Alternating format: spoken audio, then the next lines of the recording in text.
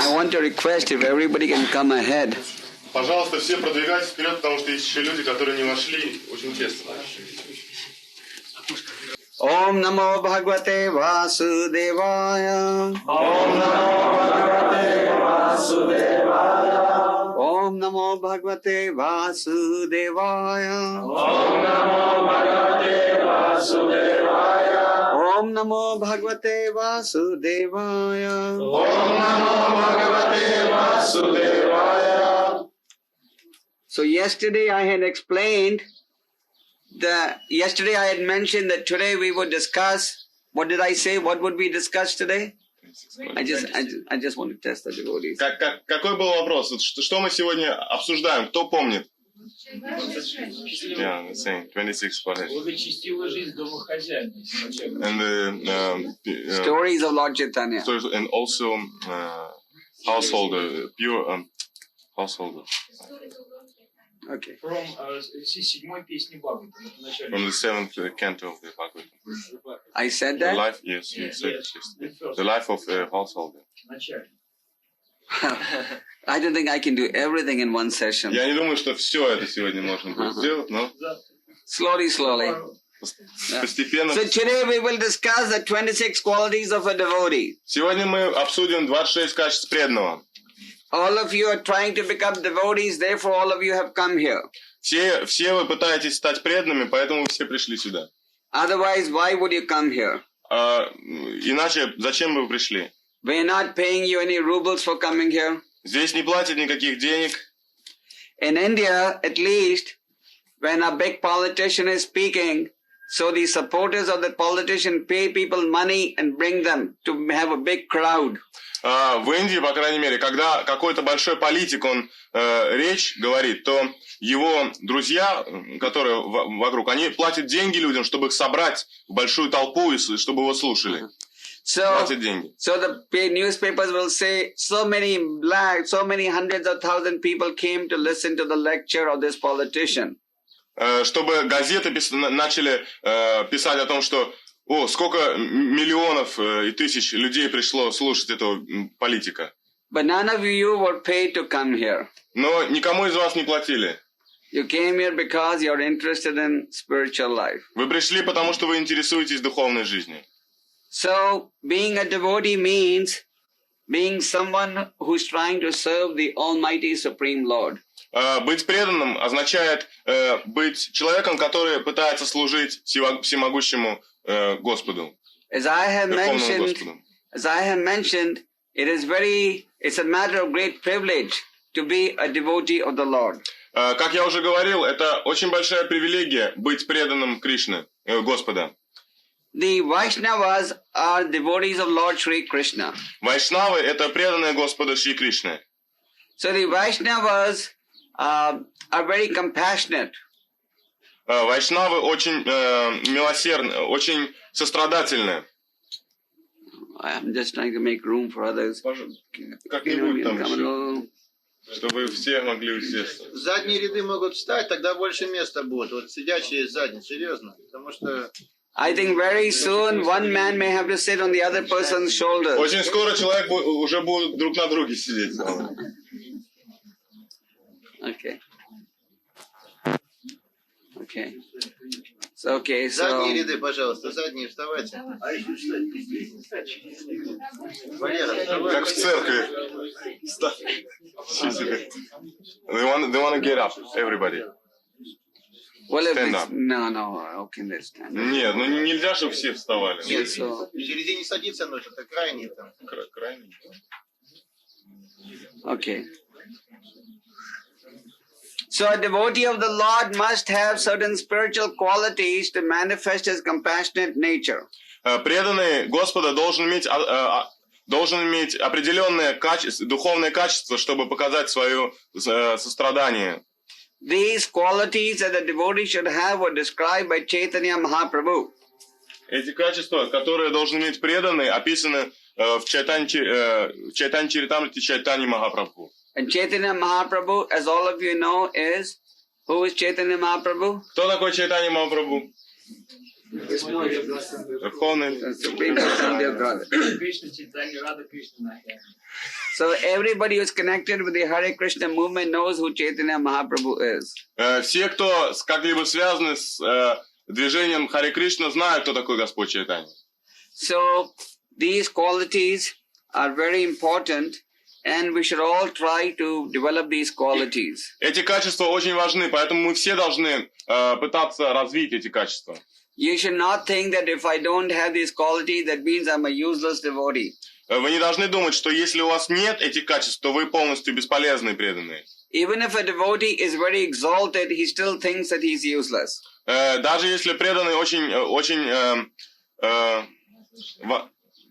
Exalted, very возвышенный, advanced. очень продвинутый, возвышенный, то он считает, что он бесполезный.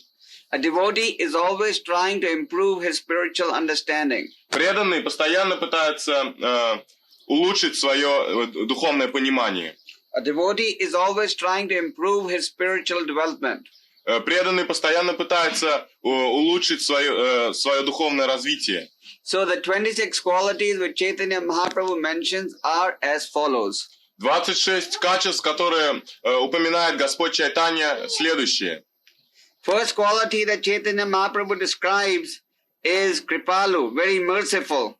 Первое качество, о котором говорит Господь Чайтанья, это крипалу, то есть сострадательный. So the devotees of the Lord are very merciful. Преданный Господа очень милостив. People today do not know the real meaning of merciful. Сейчас люди не знают настоящего значения слова милости. The common man's understanding of merciful means that if somebody is begging for some rubles from you on the road, you give him some rubles or you just give some material help. Так как люди понимают слово «милосердный», что просто если кто-то вас просит на дороге рубль, вы ему дадите, и это будет считаться милосердием. But according to the scriptures, mercifulness means to understand that the whole civilization can be happy only when the relationship with the Lord is established. Но действительно значение слова «милосердие» это когда понимать, что вся цивилизация может быть счастлива из-за этого. Okay. Didn't do it well. Да. So, устанавливать правильное отношение с Кришной? Просто прослушал. okay. So, devotees who are merciful, they know that by any material arrangement, society can never be happy. Преданные, которые милосердны, они знают, что никакими материальными способами вы не можете сделать себя счастливым. One may artificially try to adjust things, but unless one adjusts to the point of understanding that his business is to serve the Lord, mankind can never be happy. Человек может искусственно, делать искусственные какие-то вещи, но если он не поймет, что нужно... You did it? No. Mankind cannot be happy. Если он не поймет, что нужно... Что он не может быть счастливым в этом мире, и Mankind cannot be happy. То человечество не может быть, в общем, получить счастье. Okay, sorry. Okay. Very difficult. In poor countries like in India, В бедных странах, подобных Индии, sometimes people accuse us иногда люди нам говорят, for building big temples. из-за того, что мы строим большие храмы, They say, why are you spending money on building temples? они говорят, почему вы тратите деньги на то, чтобы строить храмы? Why don't you give money to the poor people? Почему бы вам не отдать эти деньги бедным людям? Люди перестанут грешить, когда им дадут знания Бога. So anybody who wants to be merciful must give people knowledge of God so that they can stop sinning. Тот, кто пытается быть милосердным, он должен дать людям знания о Боге, чтобы они перестали грешить. So devotees are merciful because whoever they meet, they want to give them the science by which they can be eternally happy. преданные, они милосердны, так как кого бы они ни встретили, они хотят дать им знание, посредством которого они обретут счастье. That is why we go out on Harinam. Поэтому мы идем и осуществляем Харинам. That is why we do book distribution. Поэтому мы распространяем книги. We don't do book distribution to make any profit. Мы не распространяем книги для получения какой-то выгоды. Even in India, people today are so fallen. When they see our devotees on Harinam, sometimes they laugh. Даже в Индии люди настолько падшие, что многие, когда видят преданные, которые делают на Харинаме на улице, они смеются над ними. If you're glorifying some mundane personality, nobody laughs. But if you're glorifying God, then they want to laugh. Если вы будете восхвалять какого-то простого человека, никто не будет смеяться. Но когда люди восхваляют Бога, все начинают смеяться. Another quality of a devotee is humble. Другое качество преданного – смирение. Prabhupada explained that this humility is most important for spiritual advancement. Прабхупада объяснял, что это смирение, оно наиболее важно для духовного продвижения. There is a famous verse from Chaitanya Mahaprabhu that emphasizes the importance of this point. Есть особый стих Чайтанья Махапрабху, который подтверждает эту важность. Tenadapi sunichaina tarurapi saishnuna manina manadena kirtanadi sadahari. Chaitanya Mahaprabhu has told us that if we want to be in a position to chant the holy names of the Lord constantly, Чайтанья Махапрабху сказал нам, что если мы хотим воспевать святое имя постоянно, then one should be more tolerant than a tree. Человек должен быть терпеливее дерева. Consider himself lower than a straw in the street. Считать себя ниже, в общем, соломы, которая на дороге. Devoid of all sense of false prestige. Свободен от всех чувств ложного, гордости, престижа. And then you can chant the names of God. И тогда вы можете воспевать имена Бога. To chant the names of God always, humility must be there. То повторять постоянно имена Бога, вы должны иметь смирение. Actually, I'll just interject a small joke. Yesterday, when I went back to the hotel, on the TV they had Mr. Gorbachev in Germany. Просто я хочу еще маленькую шутку рассказать вам. Вчера, когда я пришел в гостиницу, по телевизору показывали товарища Горбачева в Германии. So I started watching that for a few minutes. And Mr. Gorbachev had a translator next to him. Я несколько минут посмотрел, и я увидел мистера Горбачева, в общем, рядом с ним был переводчик.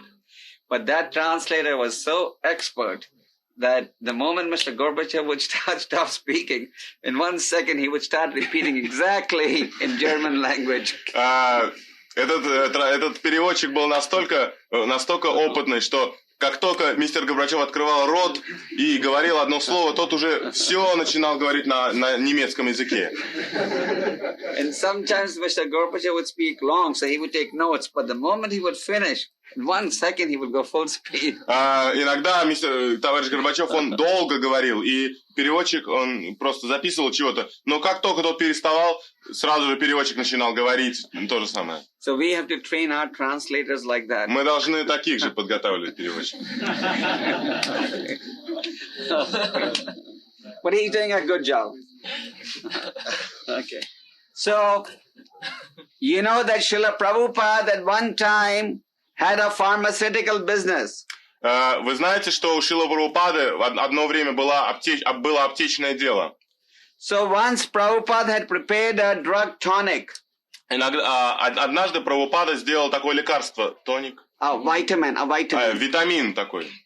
And Prabhupada told one of his godbrothers, see, this is a new tonic vitamin that I have prepared. Прабхупада сказал одному из своих братьев в Боге, вот смотри, я приготовил новый витамин. Короче. And the godbrother said, I don't want this vitamin. I want the vitamin by which I can develop love of God. И его брат в Боге сказал, мне не нужен этот витамин. Мне нужен витамин, посредством которого я смогу развить любовь к Богу. So then Prabhupada told him, the vitamin formula I know, but the vitamin is not ready as yet. Шрила Прабхупада ответил ему: я знаю, как приготовить этот витамин, но он еще не готов.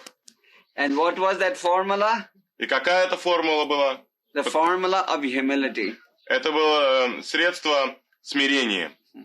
This is what is being discussed in this quality. Это то, что вот объясняется здесь вот. So humility means that we have to be very tolerant. Смирение означает, что мы должны быть очень терпеливы.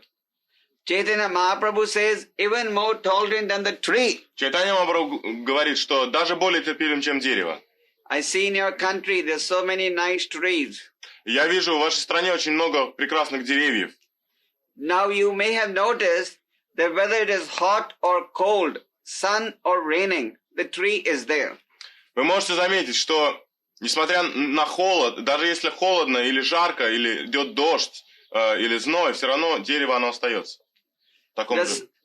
Even if in countries like India, when it's raining, people go and stand underneath the tree for shade. В Индии, когда идет большой дождь, люди заходят, укрываются в тени деревьев. In order to protect themselves from the rain, they take shelter of the tree. Для того, чтобы спастись от дождя, они находят прибежище под деревьями. And when it's very, very hot, they go and take shelter of the shade of the branches of the tree. И когда очень-очень жарко, они тоже идут в тень, которую создает дерево. But the tree will never protest. The tree will never say, why should I give you protection? Но дерево, оно никогда не протестует. Оно никогда не говорит, почему я должна тебя защищать. So a devotee has to be of the same mentality. Always give protection, guidance, service to others, even if there's nothing obtained in exchange.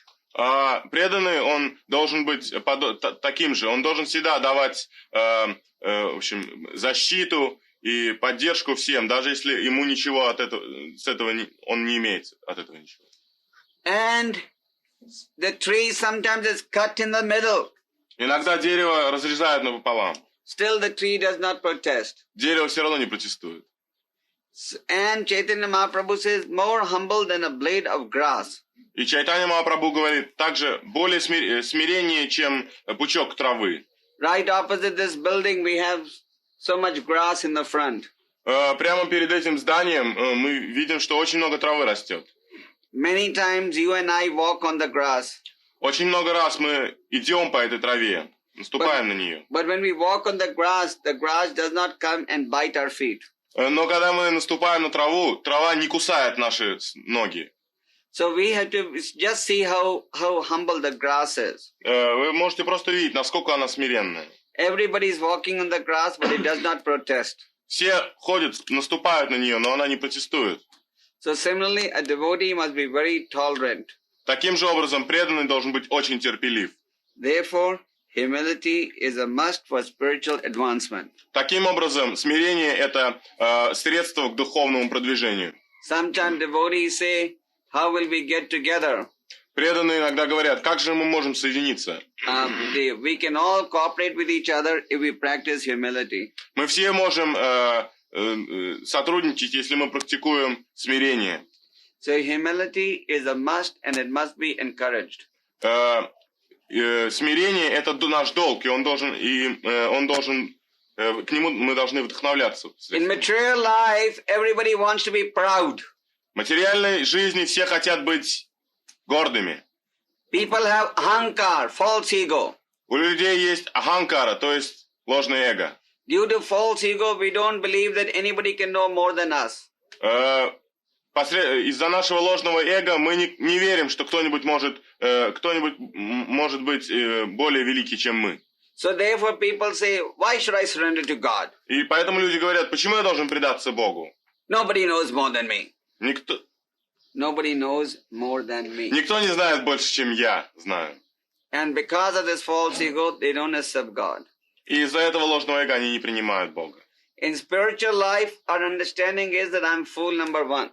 В духовной жизни наше понимание есть таково, что я самый большой глупец. Therefore, the disciple, the devotee, takes the direction on the spiritual march and Krishna for spiritual advancement. Поэтому преданный принимает указания духовного учителя для того, чтобы духовно продвинуться. So this is known as humility. Это известно как смирение. I just want to point out that, of course, on each of these qualities, I can explain at great length.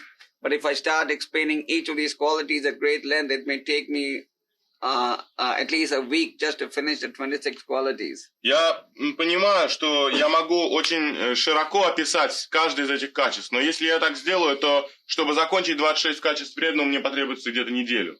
So I'm just discussing these qualities in brief, but enough so that you can understand what these qualities mean. Я хочу описать эти качества коротко, но достаточно, чтобы вы могли понять, что они означают.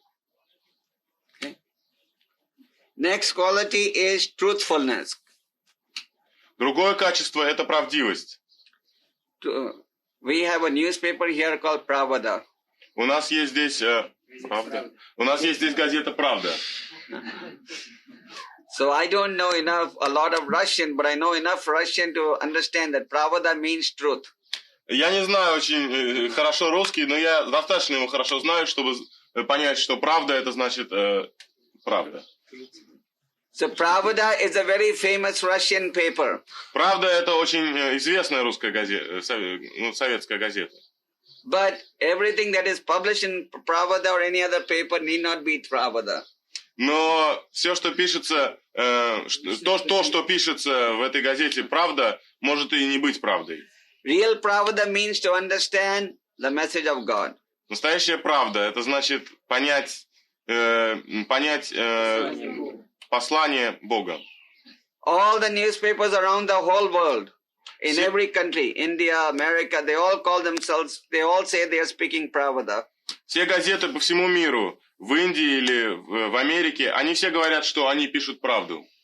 But actually nobody is speaking Pravada. Но на самом деле никто не говорит никакой правды. Real Pravada is only spoken by the representatives of the Lord. Настоящая правда только может поведать только представитель Бога. So truthfulness means that we understand the instructions of the Lord in a pure form without distortion. Правдивость значит, что мы правдивость, да. Значит, что мы понимаем указания Бога так, как они даются без всяких изменений. You may say, of course, who wants to challenge the words of God? We all accept God's words truly. Вы можете сказать, да, конечно, кто может оспаривать то, что говорит Бог? Мы все принимаем то, что Он говорит.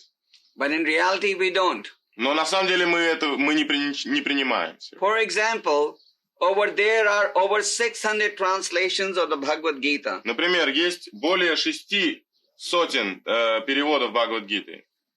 But in many of these translations, the translator has completely misrepresented the true meaning. Но в большинстве этих переводов переводчик он дал неправильное понимание гиты. In some translations, the translator has even said, if there's somebody like Krishna, then I don't accept the Gita. В некоторых переводах переводчики говорят, что если есть кто-нибудь как Кришна, тогда я не принимаю гиту. So the point is that if you're just talking about the Gita but not accepting Gita in the mentality that Krishna spoke, then there cannot be any spiritual benefit. Смысл заключается в том, что если даже вы читаете гиту, но вы ее не принимаете так, как Кришна ее преподал, то это будет все бесполезно. Just like when the doctor gives you a medicine, to benefit from the medicine, you must take the medicine without any adulteration. Таким же образом, если врач дает вам лекарство, то вы должны принять его без всяких собственных. Мы должны его принять так, как он и есть. Там написано. If you take the doctor's medicine and add water in it, then the medicine will not have effect. Если вы возьмете, например, лекарство и добавите туда воды из-за чего-то, то оно не будет никакого эффекта иметь. So similarly, if you take the message of God and you dilute it very thin, if you add your own viewpoints, then of course there will not be any effect. Таким же образом, если вы возьмете послание Бога и разбавите его какими-то своими собственными заключениями, то оно не будет иметь никакого эффекта.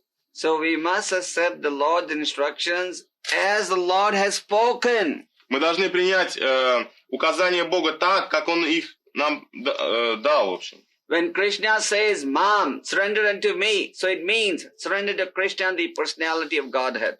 Если Кришна говорит, предайся мне, то это значит, что вы должны предаться Кришне или Верховной Личности Бога. When Lord Jesus Christ says, thou shalt not kill, that means don't kill even any animals. Если Господь Иисус Христос говорит, что ты не должен убивать, тогда это значит, что мы не должны убивать никаких живых существ. You cannot say, Lord Jesus Christ meant don't murder human beings, but kill the animals for our taste. Мы не должны думать, что Иисус Христос говорил, вы не должны убивать людей, но можете убивать животных. So, truthfulness means that whatever the instructions are given by Krishna and the spiritual master, one sincerely follows and executes it. Правда значит, что человек принимает все указания, которые даются Кришне или духовным учителям, и следует им. Just like every devotee is told, you must chant 16 rounds. Так же, как каждому преданному говорят, ты должен читать 16 кругов. So our first duty as truthfulness is to make sure that we are chanting our 16 rounds. Наше первое задание, наше первое качество правдивости, это значит, что мы должны повторять каждый день 16 кругов. So this is, in brief, the understanding of truthfulness. Это краткое понимание правдивости. Another quality of a devotee is equal to all. Другое качество преданного – это быть, в общем, равным со всеми. Generally, in every country, in every society of the world, we are dividing the society into friends and enemies. Обычно в каждой стране, в каждой части света мы разделяем людей на врагов и на друзей. We are busy saying, oh, this man is my friend, this man is my enemy. Мы говорим постоянно, что, этот человек мой друг, а этот человек мой враг. One country will say, oh, this country is my friend and this country is my enemy. Одна страна может сказать, что, эта страна это наш друг, а это наш враг. One community will say, this man is my friend, this community is my friend, this community is my enemy. Одно общество может сказать, это общество, это наш друг, дружелюбно к нам, а это, в общем, враждебно. And a man with one color of skin will say, this man is my friend, this man is my enemy. Человек с определенным цветом кожи может сказать, что, это мой друг, этот цвет кожи, в общем, это в общем, представляет друзей, а другой уже врагов.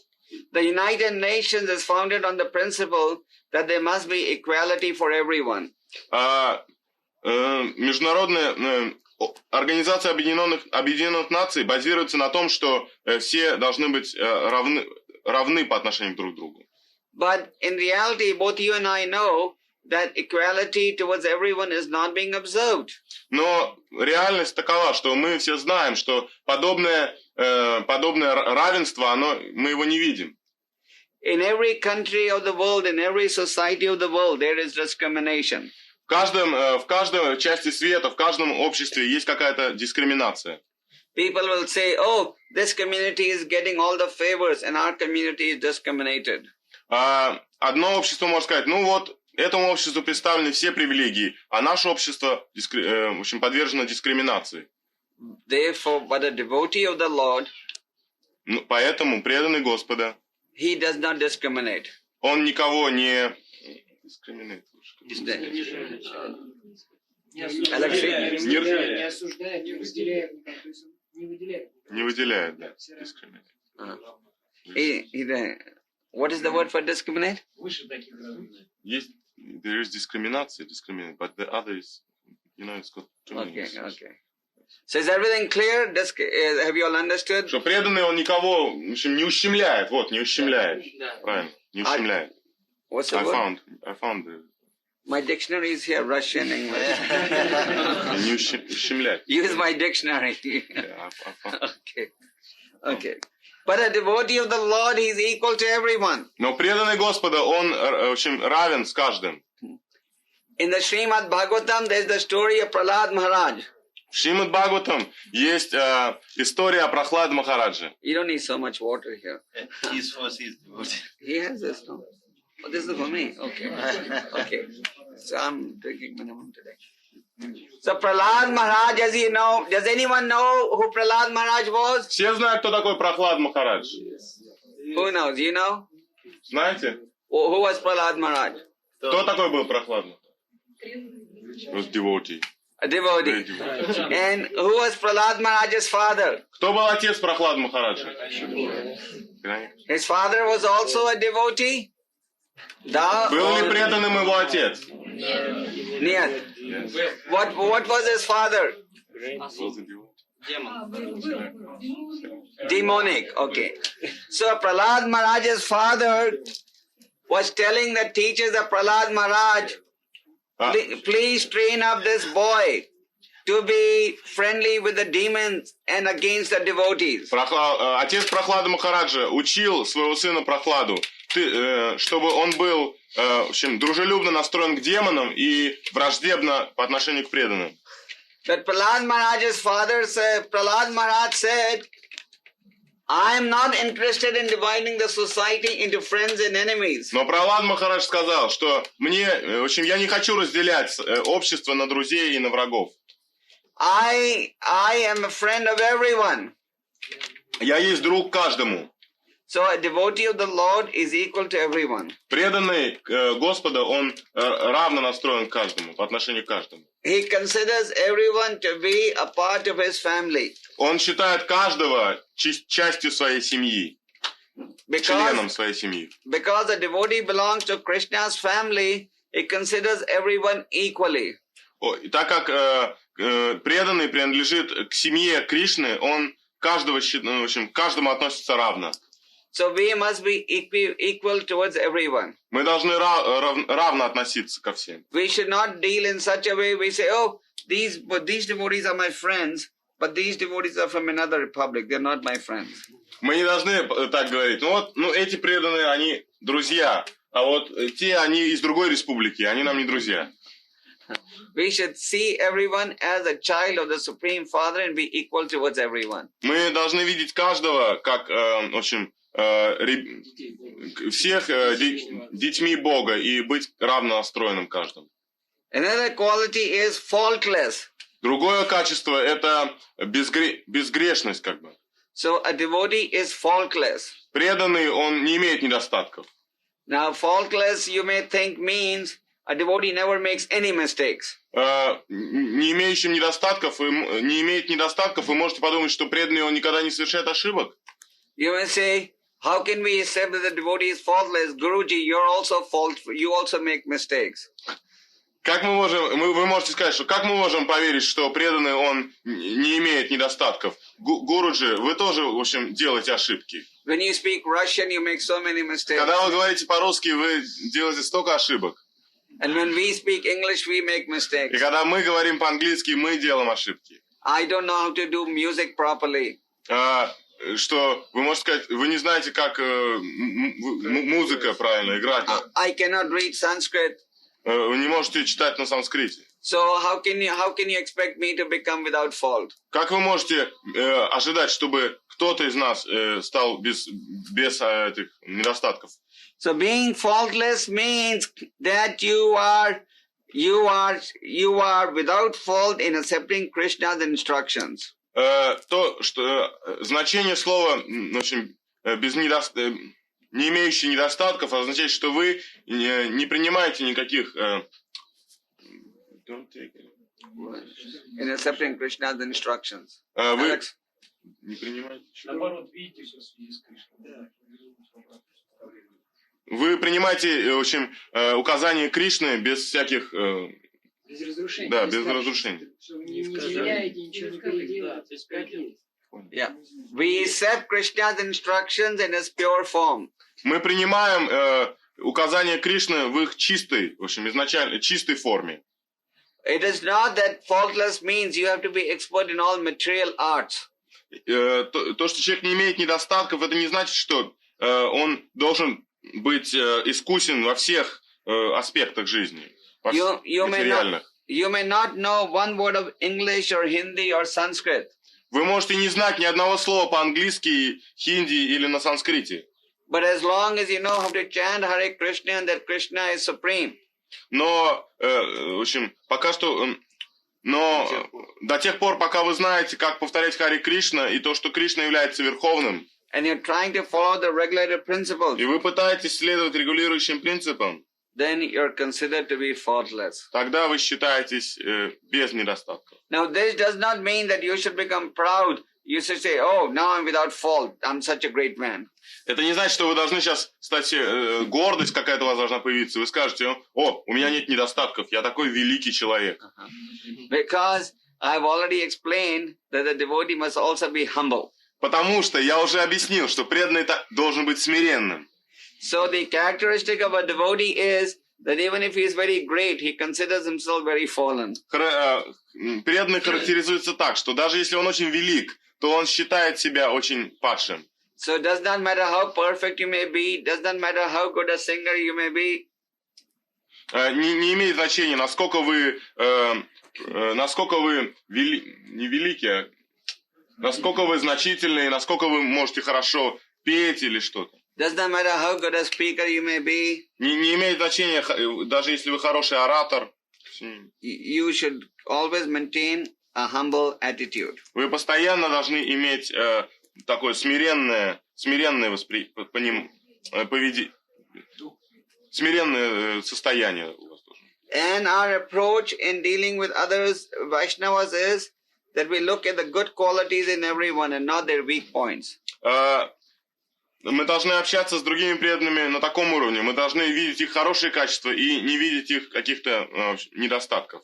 Слабых мест их не видеть. This is known as the Vrindavan vision. Это значит вриндаванское такое видение. In the material world, everybody wants to find fault with the other person. В материальном мире все хотят увидеть какие-то недостатки в другом человеке. But in spiritual life, we look at everyone's good points. Но в духовной жизни мы смотрим на хорошие места у человека. That is how we advance spiritually. Таким образом мы продвигаемся духовно. Next quality is magnanimous. Следующее качество это великодушие. You're a good translator? No, who? This was a quick one. Yeah. So, a devotee of the Lord is magnanimous because he is always anxious to distribute the glories of the Lord. Преданный Кришне великодушен, так как он постоянно хочет распространить славу Господа. He is not miserly. Он не... Who doesn't like spending money. Он не скуп. Скупец. Скупец. Only. Он. Okay, yeah, he's not. A miserly man, he likes to save all the money. Скупец или скряга, он хочет все время накопить какие-то деньги. And one who is miserly spiritually, he just wants to go back to Godhead himself, but not take the others with him. Но тот, кто является духовным скупцом, он хочет просто уйти в духовный мир и никого не взять с собой. But a Vaishnava is so magnanimous that even if he has to go through difficulty, he will go through the difficulty and give the glories of the Lord to everyone. Но Вайшнав, он настолько великодушен, что он хочет всех взять с собой обратно к Богу. Just like Srila Prabhupada. Так же, как Шрила Прабхупада. He left India at the old age of 70 years. Он покинул Индию в таком возрасте, 70 лет ему было. To take this philosophy to the Western countries. Для того, чтобы эту философию перенести в западные страны. At that age of 70, generally people retire. В возрасте 70 обычно люди уходят на отдых, на пенсию. Like even in Russia, the retirement age for government service is what, 60 years? Yeah, 55 for women and 60 for men. So like even in Soviet Union, at the age of 55, the women are retired from service, and at 60, the men are retired. Так же, как в Советском Союзе, женщины уходят на пенсию в 55 лет, а мужчины в 60.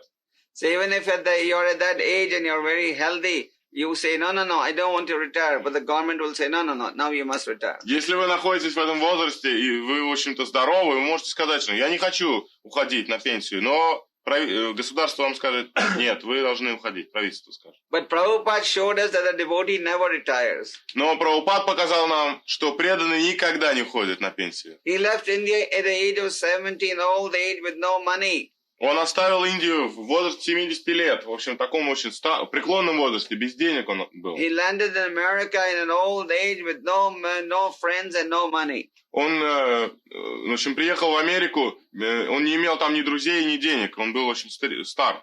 For 25 years, Prabhupada was struggling in India to get somebody to give him a ticket to go to the West. 25 лет Прабхупада, он боролся за то, чтобы получить билет в Америку. When he would go to the people for money, for ticket, they would say, Swamiji, you're such an old man. In his old age, why do you want to go to the West? Когда он обращался к кому-нибудь за деньгами или билетом, то ему говорили, Свамиджи, вы очень старый человек, зачем вам ехать на Запад?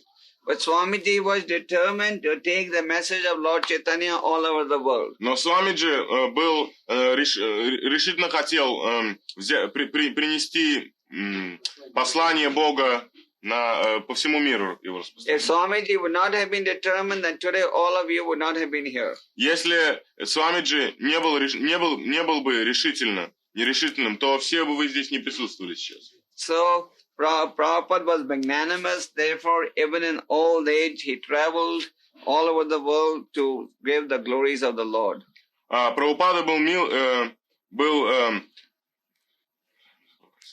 великодушен, поэтому он распространил это учение Господа по всему миру.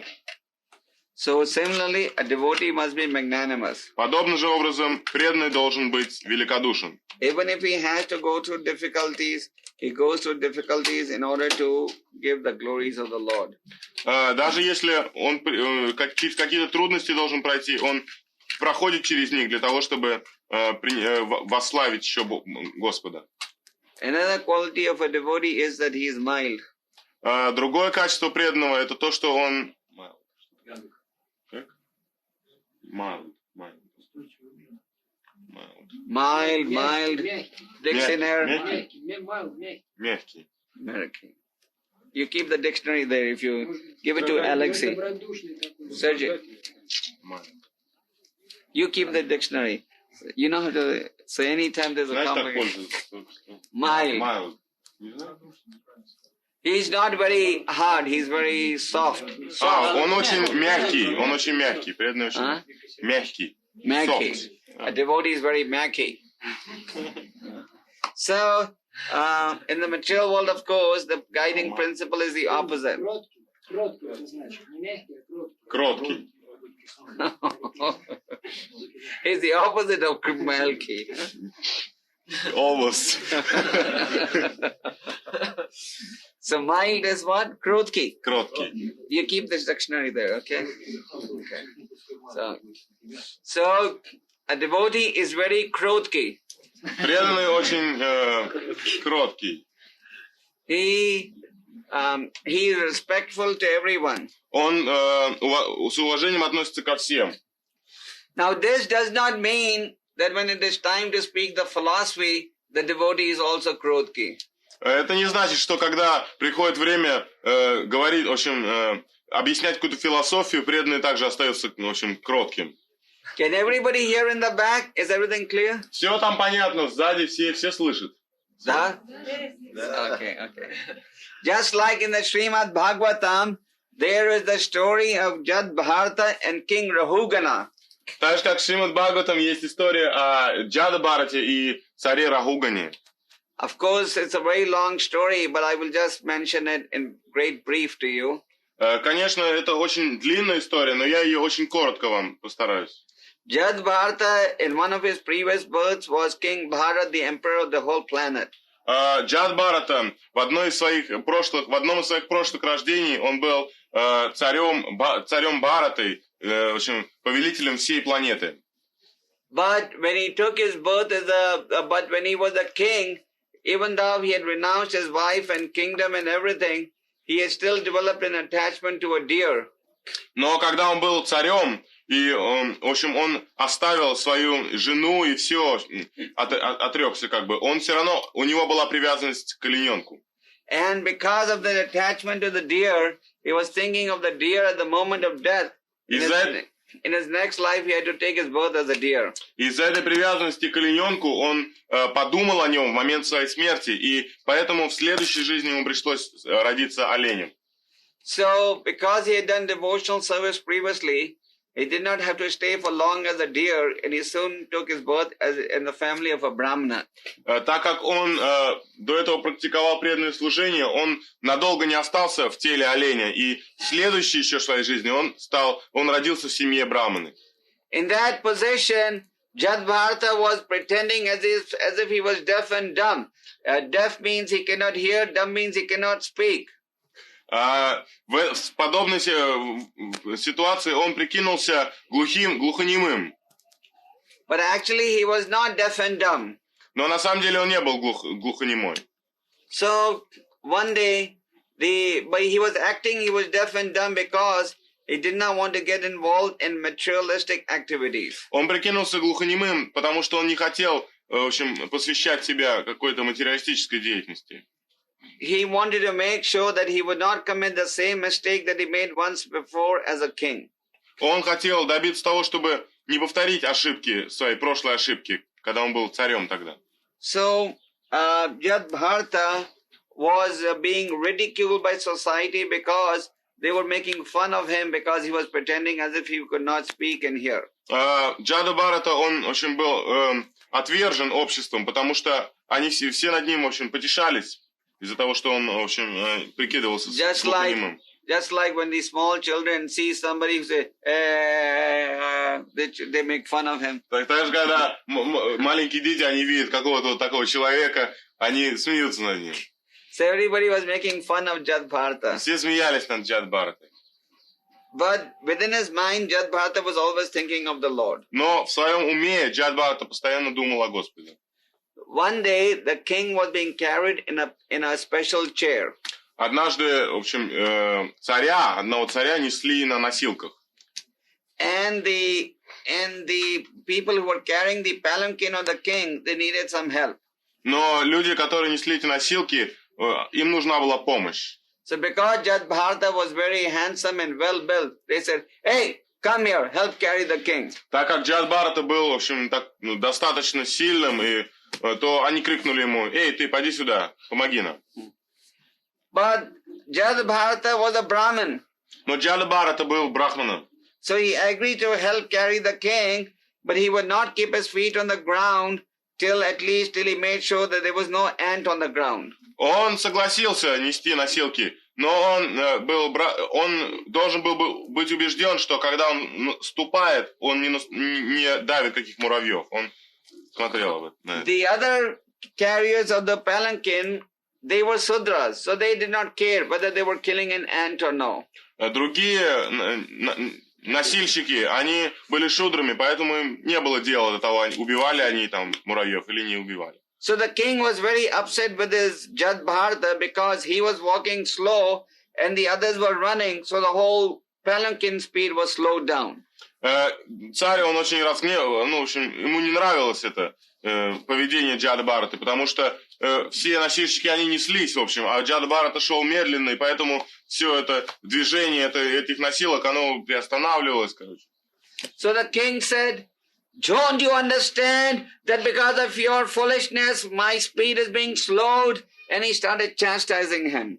И царь закричал: «Неужели ты не понимаешь, что из-за твоей дурости вся скорость моих носилок, она замедлила?» Носилки замедлили ход. In the beginning, of course, Jadbharata heard everything very patiently. И, в общем, Джадбхарата, он очень терпеливо все это, ругань его сносил. But then Jadbharata spoke the philosophy and told the king. Но потом Джадбхарата, в общем, начал говорить о философские вещи. You may be sitting up and I may be downstairs on the ground. Он сказал: ты можешь быть там наверху, а я внизу. But tomorrow I may be up and you may be down. Но завтра может так получиться, что ты будешь внизу, а я буду наверху. And then Jadbharata spoke the philosophy very strongly, and in the end the king became his disciple. И Джадбхарата очень мощно ему проповедовал, и в конце концов царь стал его учеником. Of course, this is a very long story, and I can speak so many other points on this story, but right now we don't have that much time. Это, конечно, очень длинная история, я могу очень многие вещи с ней как-то связать, но сейчас у нас нет времени на это. But the point is that a devotee is mild, but when it comes to preaching the philosophy, he is uncompromising. Смысл в том, что так преданный он кроткий, но когда приходит время в общем, проповедовать, он без компромиссов. Mildness doesn't mean that if somebody is chastising you and you just keep quiet and not explain your philosophy. Кротость не значит, что если кто-то вас просто ругает, то вы должны молчать и никакой философии не должны говорить. When it comes to preaching the philosophy, we should be second to none. Когда приходит время проповедовать нашу философию, то мы должны быть second to none. We must not hesitate. Мы не должны отказываться. But in our Vaishnava dealings with each other, we are very mild. Но наше вайшнавское такое поведение, оно очень кроткое. Even in dealing with the public, we are mild. Даже с другими людьми мы общаемся, кротость у нас. But we are not mild when it comes to the Krishna conscious philosophy. Но мы не должны быть кроткими, когда приходит, в общем, время философии объяснять. Another character quality is cleanliness. Другое качество – это чистоплотность. Cleanliness has two aspects, external and internal. Да, чистота, она расценивается как, в общем, внутренняя и внешняя.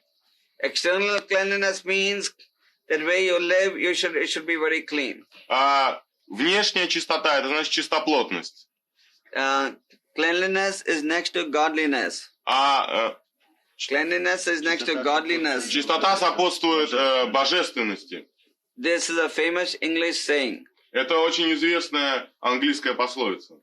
Sorry, is Krishna Kumar there or he has not come so? Кришна Кумар есть там? He's there. Yes, there. Okay. Does he? No. Does he want to sit here or if he's okay there? I'm just. Спросите, может он сюда пройдет или ему там хорошо? He wants to turn. So cleanliness is next to godliness. Чистота, она сопутствует божественности. Do you have such a phrase in Russian also? Есть такая пословица в русском. Do you want to translate it? Do you want him to? It's okay.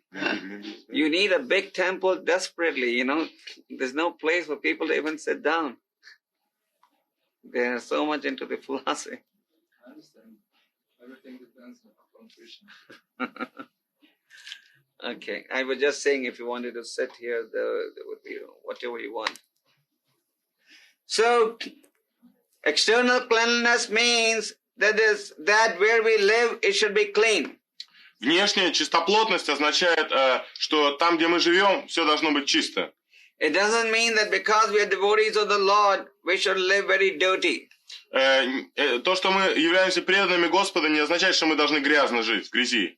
Prabhupada was very strict on this point. Прабхупада был очень строг по отношению с этим вопросом. Prabhupada would not tolerate devotees being dirty. Would not tolerate devotees. Прабхупада не терпел, в общем, грязнуль, преданных грязнуль. So whether you are brahmachari living in the temple or brahmacharini or a grihastha living at home, this practice of cleanliness must be observed. Нет, в общем, не имеет значения, вы брахмачари, живете в храме, или брахмачарини, или грихастха, живете дома. Этот принцип должен, в общем, быть соблюден. And when you have a temple of the Lord here, then you should keep your temple clean. И если у вас есть храм, вы должны его держать в чистоте. Now, internal cleanliness means the cleanliness of the heart. И внутренняя чистота означает чистота сердца. Cleanliness of the heart is to be realized by the chanting of the holy names of the Lord. Чистота сердца, в общем, достигается воспеванием святых имен Бога. The heart is full of material desires. Наше сердце, оно полно материальных желаний. The material desires are so heavy that the heart has become pure black. Материальные желания настолько сильны, тяжелы, что наше сердце, оно, в общем, черное, полностью черно. So this dirt from the heart can be removed by the chanting of the holy names of what? Кришна. Supreme Personality. Yes, of Krishna. Эта грязь сердца может быть очищена воспеванием святых имен Кришны, Верховной Личности Бога. So both cleanliness are important, external and internal. И чистота внутренняя, чистоплотность, они важны оба. And don't think that you can only chant and live dirty, and don't think that you can live clean and not chant. Не думайте, что вы можете жить в грязи и воспевать имена Бога. Или наоборот, воспевать, жить в чистоте и не воспевать имена Бога. Или наоборот, жить в грязи и воспевать. In the Chaitanya Charitamrita, there's a very nice story of Lord Chaitanya and his associates cleaning the Gundicha temple.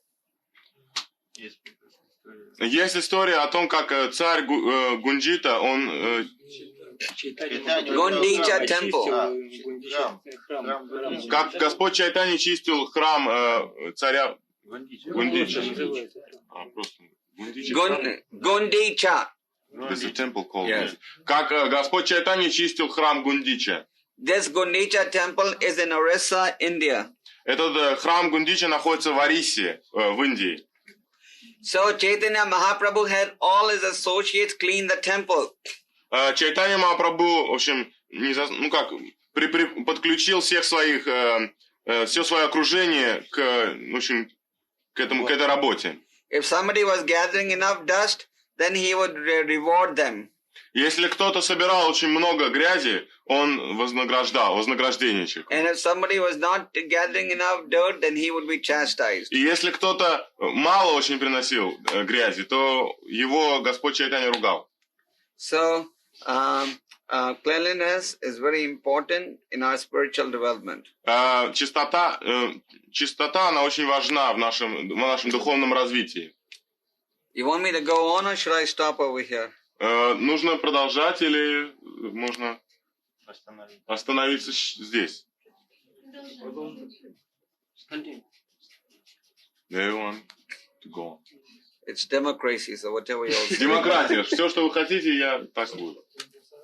Okay, I'll take on few more qualities and then we'll stop for questions. Я несколько еще качеств объясню, а потом будут вопросы. Another quality is Другое качество, that they are without material possessions. значит, то, что они преданные не имеют материальных,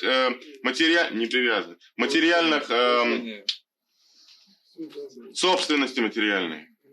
As you know, the Western society is a capitalistic society. Как вы знаете, западное общество – это капиталистическое общество. And in that society, you're only respected if you have money, dollars. И в этом обществе вас уважают только в том случае, если вы имеете доллары, деньги. If you don't have money today in Kali Yuga, nobody gives you respect. Если у вас нет денег сейчас в Кали-югу, никто не будет вам никакого почтения и уважения оказывать. And if you have money in Kali Yuga, even if you're a bad man, they'll come and salute you. И если у вас деньги есть, в общем, в Кали-югу, даже если вы плохой человек, все придут, и они будут как-то вас, в общем, приветствовать будут вас все время. So sometimes people say in the Western countries, you people are crazy. You're not running after money. Иногда западные люди говорят, вы сумасшедшие, вы не бегаете за деньгами, не гонитесь за деньгами. You don't want to work hard to buy a big house, a nice car and bank balance. Вы не хотите работать, тяжело трудиться для того, чтобы получить, в общем, какой-то счет в банке, хорошую машину купить. So they think that we are really crazy. Они думают, что мы сумасшедшие просто. Actually, we are crazy. На самом деле мы сумасшедшие. We must admit that. Мы должны это принять.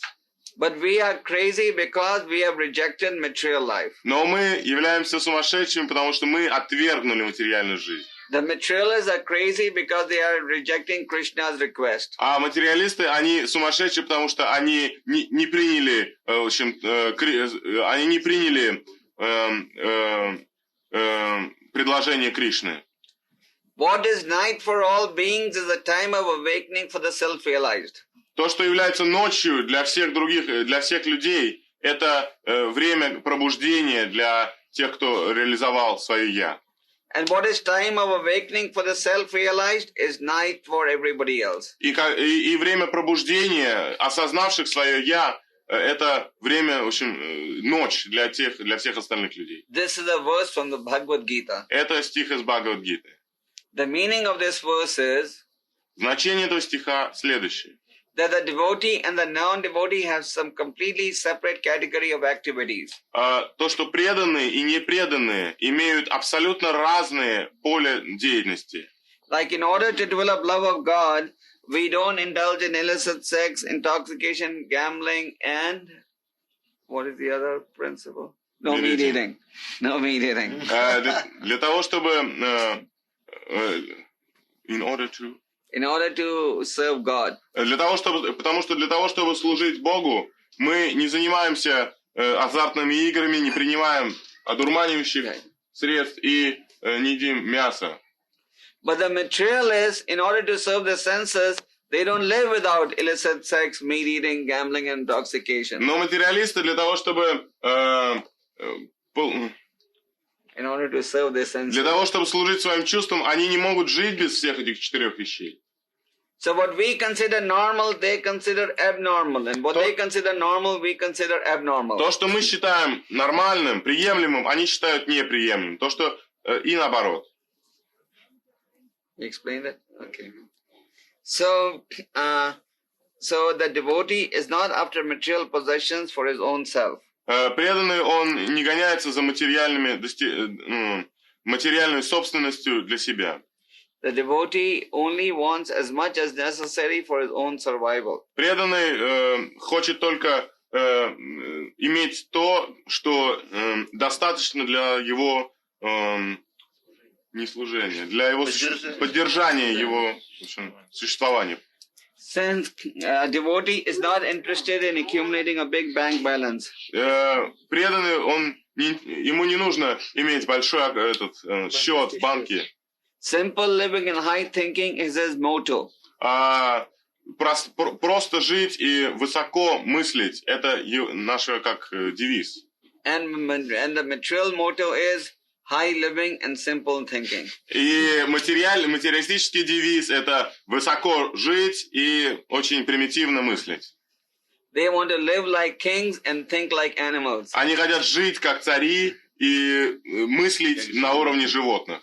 Because the animal is only interested in eating, sleeping, defending, mating. Потому что животное, оно лишь интересуется едой, сном, совокуплением и защитой. So we can take material possessions as much as we need for our survival. Мы должны принять материальную собственность только самый минимум для нашего существования. And a grihastha is allowed to save money also. Но грехастхе разрешено какие-то деньги сохранять. But it's both sides are one. Yeah, two sides. Okay. But a devotee should therefore minimize his material possessions. Преданный поэтому должен свести к минимуму свои материальные, в общем, собственность свою материальную. Then the devotee is ready to perform welfare activities for everyone. И следующее, that's the next point. Yeah, next one. Следующее качество это то, что преданный он заботится о благосостоянии каждого. Since just like we go on Harinam and Prasad distribution. Подобным образом, так же как мы вот идем на Харинам или раздаем прасад. This activity is for the welfare of everyone. Эта деятельность, она предназначена для улучшения благосостояния каждого человека. This activity, because it is welfare for everyone, devotees are always anxious to take part in it. Так как оно предназначено для улучшения благосостояния людей, преданный, он все время очень стремится участвовать там. When Prabhupada used to write letters, he used to end the letter by saying, "Your ever well-wisher." когда Прабхупада писал письма, он всегда их заканчивал «Ваш вечный доброжелатель». So there may be so many people in society who think that they are our well-wishers. Может быть, очень много людей в обществе, которые думают, что они доброжелатели. But actually, only a devotee of the Lord is the well-wisher of everyone. Но на самом деле только преданный Господу он является доброжелателем всех. And therefore, the devotee is working to give everyone the science of God. Поэтому преданный он трудится для того, чтобы дать всем науку о Боге. Why would he work to give everyone the science of God if he did not care for them? Почему бы он стал всем раздавать эту науку о Боге, если бы он не думал о всех, о людях? But because the devotee cares for everyone, because he wants everyone to be really happy and not falsely happy, he works very hard to give them Krishna consciousness. Но так как преданный думает о других, и он не хочет, чтобы они были действительно счастливы, а не у них было бы никакое фальшивое счастье, ложное счастье, поэтому он трудится подобным образом. In the material world, we are all after false happiness. В материальном мире мы все гонимся за ложным счастьем. We are ready to cheat and we are ready to be cheated. Мы готовы обманывать, и мы готовы быть обманутыми. Just like even if you are miserable, but when somebody is coming to take a photograph, you will smile. Да, и когда даже вы себя очень отвратительно себя чувствуете, когда кто-нибудь приходит с фотоаппаратом, чтобы вас сфотографировать, вы улыбаетесь.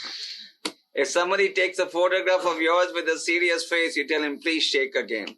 Если кто-то делает вашу, в общем, снимает вас с серьезным лицом, вы ему говорите, ну-ка сними меня снова. And the expert photographer is one who will make you smile before he presses the button. И, в общем, очень опытный фотограф это тот, который сделает так, чтобы вы улыбнулись перед тем, как он сфотографирует. If you look at any picture album that you may be keeping at home or your parents may be keeping, you'll see all smiling pictures. Если вы откроете у себя дома, откроете какой-нибудь альбом, в общем, фотоальбом ваш, где ваши там родители, там, не знаю, предки, родственники, то вы увидите улыбающиеся лица. So just by looking at that album, you falsely think, oh, you've been happy always. И смотря в этот альбом, вы, в общем, будете у вас ложная такая мысль будет. Ну, мы всегда были счастливы. And we do so much of makeup and we do so many artificial things just to look more beautiful and attractive. И мы так много, в общем, такие пользуемся косметикой и различными другими искусственными вещами для того, чтобы казаться более привлекательными и, не знаю, хорошо выглядеть. But the devotee knows that by these artificial activities one cannot be happy. Real happiness will come only by taking to spiritual life. Но преданный знает, что все эти искусственные вещи, они не приведут к счастью. К счастью может привести только принятие духовной жизни. Therefore, the devotee is anxious to give work for the welfare of everyone. Поэтому преданный, он очень заботится о том, чтобы заняться благосостоянием каждого. And he works for everyone by giving them the science of God. И он занят служением всем, давая людям науку о Боге. Okay. So I was thinking that, see, so far I've covered 1, 2, 3, 4, 5, 6, 7, 8, 9, 10 of the 26 qualities. Сейчас, наверное, я посчитал, 10 качеств я уже прошел. Maybe I should take on вопросы now. Наверное, сейчас вопросы можно. Is that okay? Хорошо ли или что? Or do you want me to go on? Или дальше? Because no, I'll take the rest later on. Вопросы? Вопросы? Вопросы?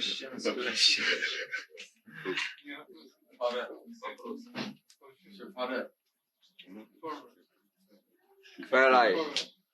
Huh? Okay, so should we take on some questions now?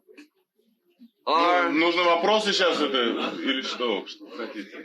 Что значит решить вопрос? Сейчас решать сначала. Or maybe I'll do 1 or 2 more then. Или может еще 1 или 2 качества. Да. Huh?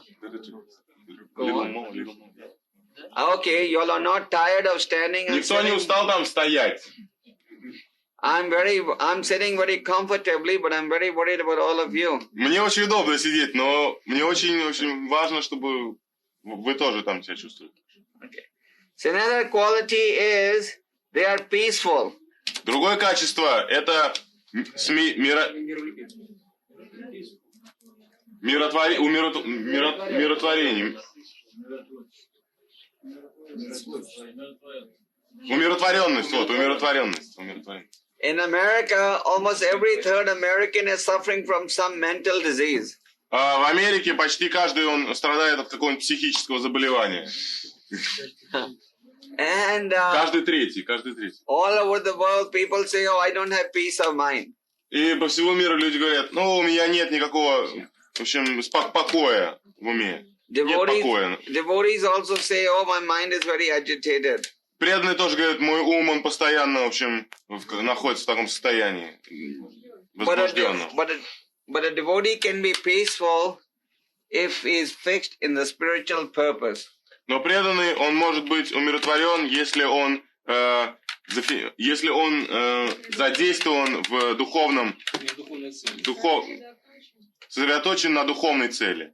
As long as you have only spiritual goals, you'll be peaceful.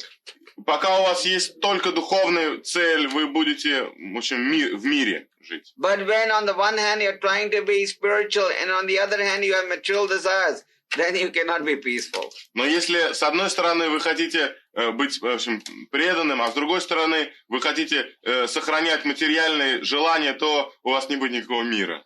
So, being peaceful is possible if the mind is fixed in understanding, except for service to Krishna, I have no other business. Быть умиротворенным означает, что вы принимаете то, что у вас есть лишь служение Кришне и никаких других дел. So, you must become peaceful. Вы должны стать умиротворенными. You must become resolute in understanding that this is the only need and that is devotional service and nothing else is needed. Resolute means determined. Вы должны быть уверены в том, что у вас есть преданное служение и все остальное очень не нужно. And another quality is surrender to Krishna. И другое качество – это преданность Кришне. You have to surrender to somebody. Вы должны быть преданы, вы должны предаваться кому-то. People say, why should I surrender to God? Люди говорят, почему я должен предаться Богу? I'm God. Я Бог. You are God. Вы Бог. So we say, okay, if you're God, then stop death. Мы говорим, ну хорошо, если вы являетесь Богом, тогда, остановите смерть. Stop disease. Остановите болезни. Stop old age. Старость. Lift a huge mountain like Krishna lifted a golden hill. Поднимите большую какую-нибудь гору, как Кришна поднял Говардхан-гилл. We are actually tiny gods. На самом деле мы очень такие маленькие боги. Malinki bogi. So because we are all malinki bogi, так как мы все являемся маленькими такими башками. But Krishna is not malinki bogi. Но Кришна, он не маленький бог. He is the Supreme Lord. Он Верховный Господь. So, we must surrender to Krishna. Мы должны предаться Кришне. You may, of course, in Russia you don't meet a lot of Indians, but in India and many other parts of the world you meet a lot of Indians. Конечно же, в России вы очень редко встречаетесь с индийцами, но в Индии это происходит часто. And they say, I'm surrendered to Krishna. И они говорят, я предан Кришне. But they will not do anything what Krishna says. Но они ничего не делают то, что Кришна, в общем, So говорит. if you are surrendered to Krishna, then it means you follow Krishna. Если вы преданы Кришне, это значит, что вы должны следовать Кришне. If you don't follow Krishna, then you are not surrendered to Krishna. Если вы не следуете за Кришной, значит, вы не преданы ему. So a devotee is surrendered to Krishna. Преданный, он, естественно, предан Кришне. And because he is pradana Krishna, he follows his instructions. Но так как он преданный Кришне, он следует его указаниям. We cannot, just because we have put on tilak and we have a shaven head with a sika, just because you have a spiritual uniform, doesn't mean you are surrendered to Krishna. То, что у вас есть тилок или шика, или потому что у вас есть какая-то духовная форма, вот это одежды, это не значит, что вы преданы Кришне. You are surrendered to Krishna if you have the uniform and you are following his orders. Вы преданы Кришне, если у вас есть эта форма, и также вы следуете его указаниям. So it is very important that we accept the instructions of Krishna as Krishna spoke. Очень важно, чтобы мы приняли указания Кришны в такой мере, насколько Кришна их, в общем, дал нам. Another quality of a devotee is that he is desireless. Другое качество преданного – это то, что он не имеет желаний. So you will say, Swamiji, if you say we should become desireless, that means there's no goal in life left to live. Вы можете сказать, ну, Свамиджи, если мы, в общем, у нас не будет никаких желаний, то какой же будет, в общем, смысл жить? In the Western countries, especially America, if you go for a job interview and the man doesn't see that you're very, very ambitious, they don't even give you a job. В Америке особенно, когда вы идете куда-нибудь, в общем, устраиваться на работу, и хозяин, он смотрит, если у вас нет таких амбиций каких-то, то он вас даже и не возьмет. So society may say that you devotees are just like vegetables. Общество, оно может сказать, ну, вы преданные, вы как, в общем, подобны растительным овощам. Actually, we are not avashyam. На самом деле мы не являемся овощами. Avashyam means vegetable, no? Yes. So, we have desires, but our desires are to serve the Lord. Мы имеем желание, и наше желание это служить Господу. And that is known as desirelessness. Это значит не иметь желаний, отсутствие желаний. So somebody may say, so what is the difference between you and us? You people want to serve the Lord, I want to serve my senses. We both have desires, so we are all one. Люди могут сказать, ну, какая разница между вами и нами? У вас есть желание служить Богу, у нас есть желание служить своим чувствам. Поэтому у обоих у нас есть какие-то желания, и все нормально, мы не отличаемся. We are considered desireless because our desire is to fulfill the desires of Krishna. Мы, в общем, именуемся люди, в общем, которые не имеют желаний, так как наше желание это удовлетворить желание Кришны. So when your desire is to serve the desire of Krishna, that is known as being desireless. Если ваше желание это удовлетворить желание Кришны, означает, что у вас отсутствует желание. So it is not that you should not have any ambition. You should have ambition, but your ambition should be to fulfill Krishna's instructions. Это не значит, что у вас не должно быть никаких своих желаний. Это означает, что ваше желание должно быть только направлено на это. Should I go on? Next quality is they are indifferent to material acquisitions. Другое качество это то, что мы безразличны к материальным Acquisition, material possessions. Possessions, okay. Yeah, material acquisition. Yeah. Не стремимся к материальным обладаниям. Мы не стремимся к материальным каким-то обладать чем-то материальным. Like you may see your neighbor. You may see your neighbor is buying a new Lada car. He's going on a holiday every year abroad. He's buying a nice Russian cut suit. And you may say, oh, look at this man. He's getting all these qualities and I'm a Hare Krishna devotee. I'm so poor. И вы можете увидеть своего соседа, который купил себе новую машину, Ладу, ездит за границу каждый год, у него какой-то советский костюм хороший такой, вот, и вы можете ему сказать, ну, как же так, он такой богатый, а я Харе Кришна, и я очень беден. Можете подумать так. So you may think, oh, I have to live so simply, sleep on the floor, I don't have the latest technology. Вы можете подумать, что... Вы можете думать так, ну, я такой бедный, мне нужно тереться где-то на полу, и у меня нет никаких технологических таких, ну, вещей, каких-то технических высоких каких-то вещей. In America there's a saying, keeping up with the Jonases. В Америке есть пословица. Keeping up with the Jonases. Yeah. Keeping up with the neighbors.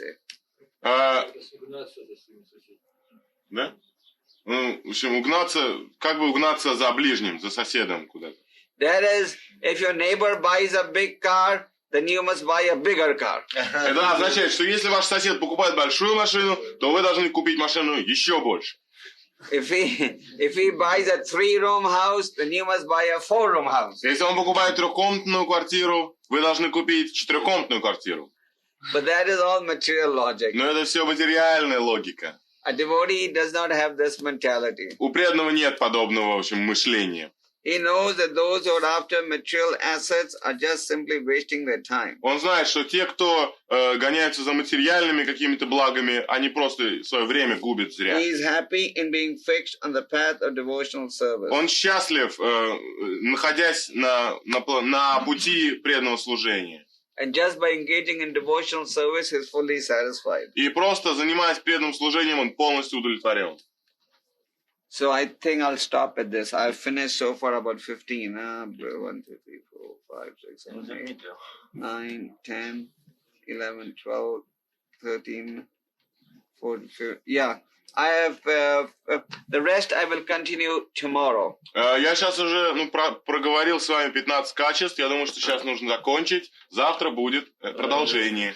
Because I want to explain each of these qualities in length. So if I just explain in one minute, then you will not keep it in your mind. Потому что я хочу как-то более подробно эти качества объяснить. А если я вот так буду очень быстро, то у вас не будет, не засядет у вас в мозгу. If you can just keep these 15 qualities that we have touched so far, you'll become a great devotee. Если вы будете иметь в голове вот даже эти 15 качеств, вы, так как вот мы их обговорили, вы станете великим преданным. Now is the time for вопросы. Теперь время вопросов. Гуру Махараджи, как избегать оскорбления святых имен? Кого оскорбления? Святых. Ну а что делать? Что делать? Надо, человек задал, надо спрашивать.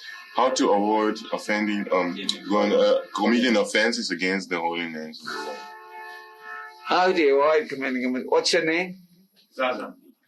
Как? Саша? Заза. I gave a whole lectures on the 10 offenses in February when I came. Were you there? No. Прошлый февраль я, в общем, это все описал. Был ты? No.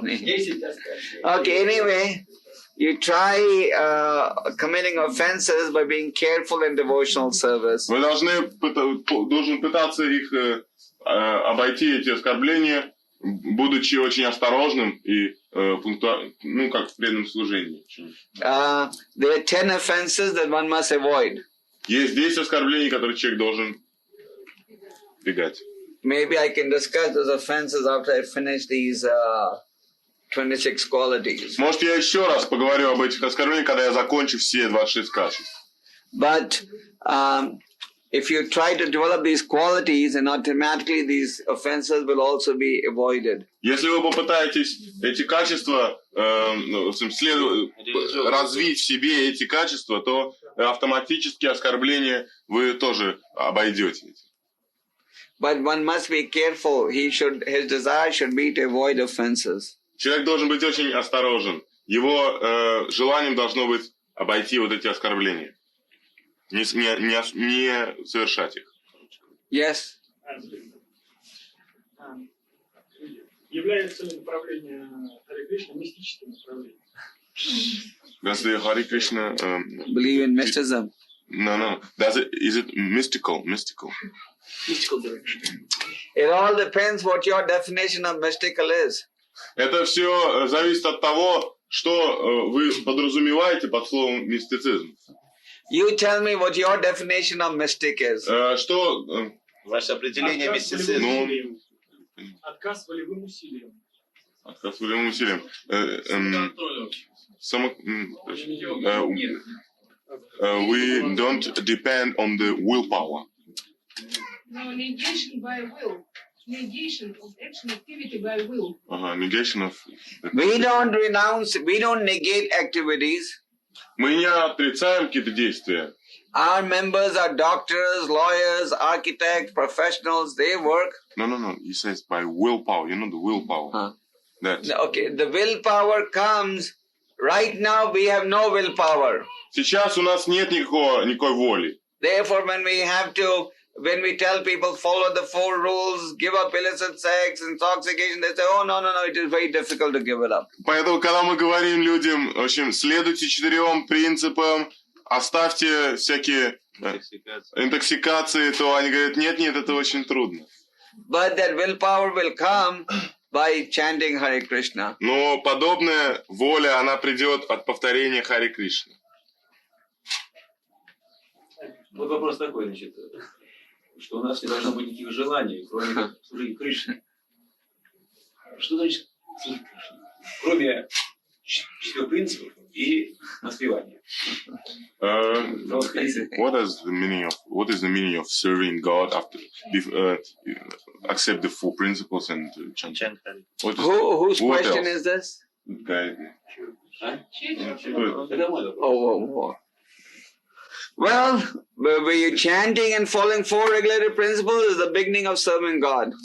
Когда вы повторяете 4 принципа, воспеваете мантру и следующим 4 принципам, это значит, что вы начали служение Богу. You're serving God.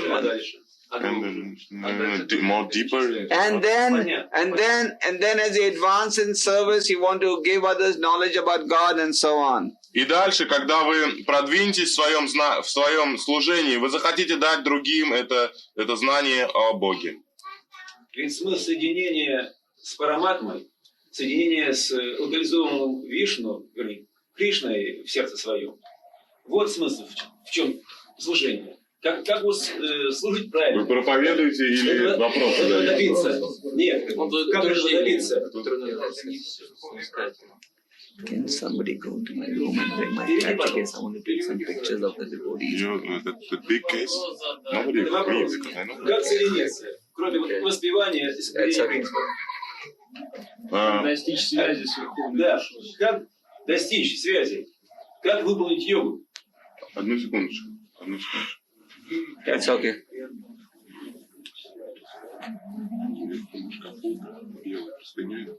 Дипломат. It's okay. I don't know how you can do it. Okay. So, what's the question, Mo? Какой вопрос еще раз просто? Как достичь связи с Параматмой. Как служить? Правильно. Как служить? Как достичь связи с Параматмой? Личной Как йогу выполнить? Личный связь. Личное How to взаимоотношение. develop your own You all can come a little bit in the front. There's little room. connection, your own association with the Paramatma. How to develop Personal. your own relationship with the Lord? That's the question. Как определить, как найти ваше личное отношение с Богом? Да. Это вопрос? Да? Okay. By chanting. Воспевая. When you chant, you're actually crying to the Lord for help. Когда вы воспеваете, на самом деле вы молите Господа о милости, о его помощи. And the Lord will reciprocate with those who cry to Him for help. И Господь, Он ответит взаимностью тем, Он, в общем, не ответит взаимностью, а Он ответит тем, кто Его взывает о помощи.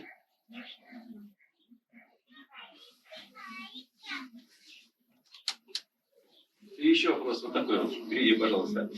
Вот, значит, мы все дживы, по сути своей, все чистые души, да?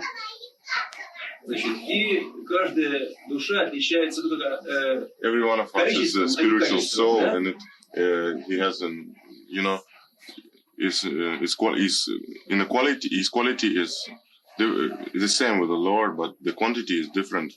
И что дальше? И как, в чем проявляется индивидуальность каждой души? Ведь мы In what way the individuality имеем, говорится, of the soul имеем does, единичную основу по качестве In Верховной what way? Личности. What? The because we have our own. В чем индивидуальность каждой дживы в ее свободном состоянии? In what way the individuality in what way are we individual? yeah, in what way all of us are individuals? A green colored bird is sitting in a tree with a lot of branches. Большая зеленая птица сидит на дереве с различными ветками. Now when you look at the tree from a distance, the bird is mixed in the green leaves. Когда вы смотрите на эту зеленую птицу с какого-то расстояния, то она, в общем-то, сливается с зеленой листвой. But still the bird has its identity and the tree has its identity. Но все равно, так же как птица имеет какую-то свою личность, так же и листва имеет личность. So similarly, the living entity has his own identity and the Lord has his. Таким же образом, Господь имеет свою личность, и также мы имеем личность. Do you think that after death everyone should become one with God? Вы думаете, что после этого все должны стать едиными с Богом? Then what is your real point? Тогда что, В чем индивидуальность каждой личности? Если она частица джива, она отличается только по количеству, а не по качеству. Качество одно и то же. В чем индивидуальность джива? If the quality is the same of every jiva as such an so what is the individuality? Okay, the quality is the same in terms of you may go to the river water and take 1 spoon of water from the river. Качество, оно отличается тем, что вы можете подойти к реке и взять одну ложечку воды. If you take that 1 spoon of water, it is salty. Если вы возьмете эту маленькую ложечку, она все равно будет соленая. And the whole ocean is also the same taste. И также весь океан, он имеет тот же вкус. But there's a difference in quantity. Но есть различия в количестве. So we are one with God. Значит, только количество, да? Бог и душа отличаются. Да. Или души отличаются между собой. То есть, значит, чем отличаются? Вопрос не ясен. Понятно. То есть, индивидуальность только лишь по количеству. То есть, вот, например, кто более преданный, вот того более. Нет, вы имеете в виду с Кришной или между собой мы отличаемся? Между собой No, it means the individuals between themselves. What is the difference? Каждый дживы. Ведь каждый индивидуален. Между between themselves. What is the difference between the jivas? What is the individuality? There is no difference. We are all individuals, but the jivas are all eternal. Мы все являемся индивидуальными, но каждая джива, она вечна. Поэтому нет никак... В чем различие? Различие между каждым. Нет различия. В чем индивидуальность, понимаешь? Есть, именно есть. Это Кришна об этом говорит. What is the difference between the spirit soul? My soul, his No soul. difference. But we are individual at the same time. Нет разницы, но в то же время мы являемся индивидуальными. Just like what's the difference between this apartment and the apartment in the next Ну building? не кричите там, только не кричите. Just like what's the difference between this apartment and the apartment in the next building? Так же, как какая разница между, например, вот этой квартирой и квартирой под нами, которая, в общем-то, не должна отличаться. They are both apartments. Обе они являются квартирами. But this is separate, that is separate. Но и это, в общем, индивидуальная квартира чья-то, и другая тоже чья-то квартира. Тоже отличается. Мне вопрос этот понятен. Один только мне вопрос понятен. В чем индивидуальность каждой дживы? В чем индивидуальность? Я все перевел. Okay. Rest we'll talk later. Questions from other people now. Попозже с вами поговорим. Другие questions. Можно? Вопросы? Okay. Можно? Вопрос. Okay, come on. Quiet. Потише там, если можно. Тише. Как гласит текст, Тише. Как гласит текст, который здесь вот на стене у нас цитируется в Бхагавад-гите 13 главы. Там вот есть такая фраза, что рождение, старость и смерть, и все это есть зло. То есть рождение, старость это есть жизнь. То есть жизнь есть зло, я так понимаю. Как же тогда будет возможно служение, преданное служение Кришне, если не будет ни рождения и не будет жизни? It means in the 13th chapter of the Bhagavad Gita, which is on the wall here, so it says that the old age and birth and death, it's all, which means life, it's all, evil. And how is it possible to serve, if we serve Krishna, how is it possible to serve Krishna if the life is evil? this material life.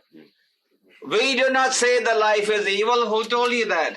Мы не говорим, что жизнь это зло. Кто вам А сказал? вот написано рождение. No. Let me explain to you. Давайте я объясню вам. We say the life is real, Мы говорим, что жизнь это действительность, but it is temporary.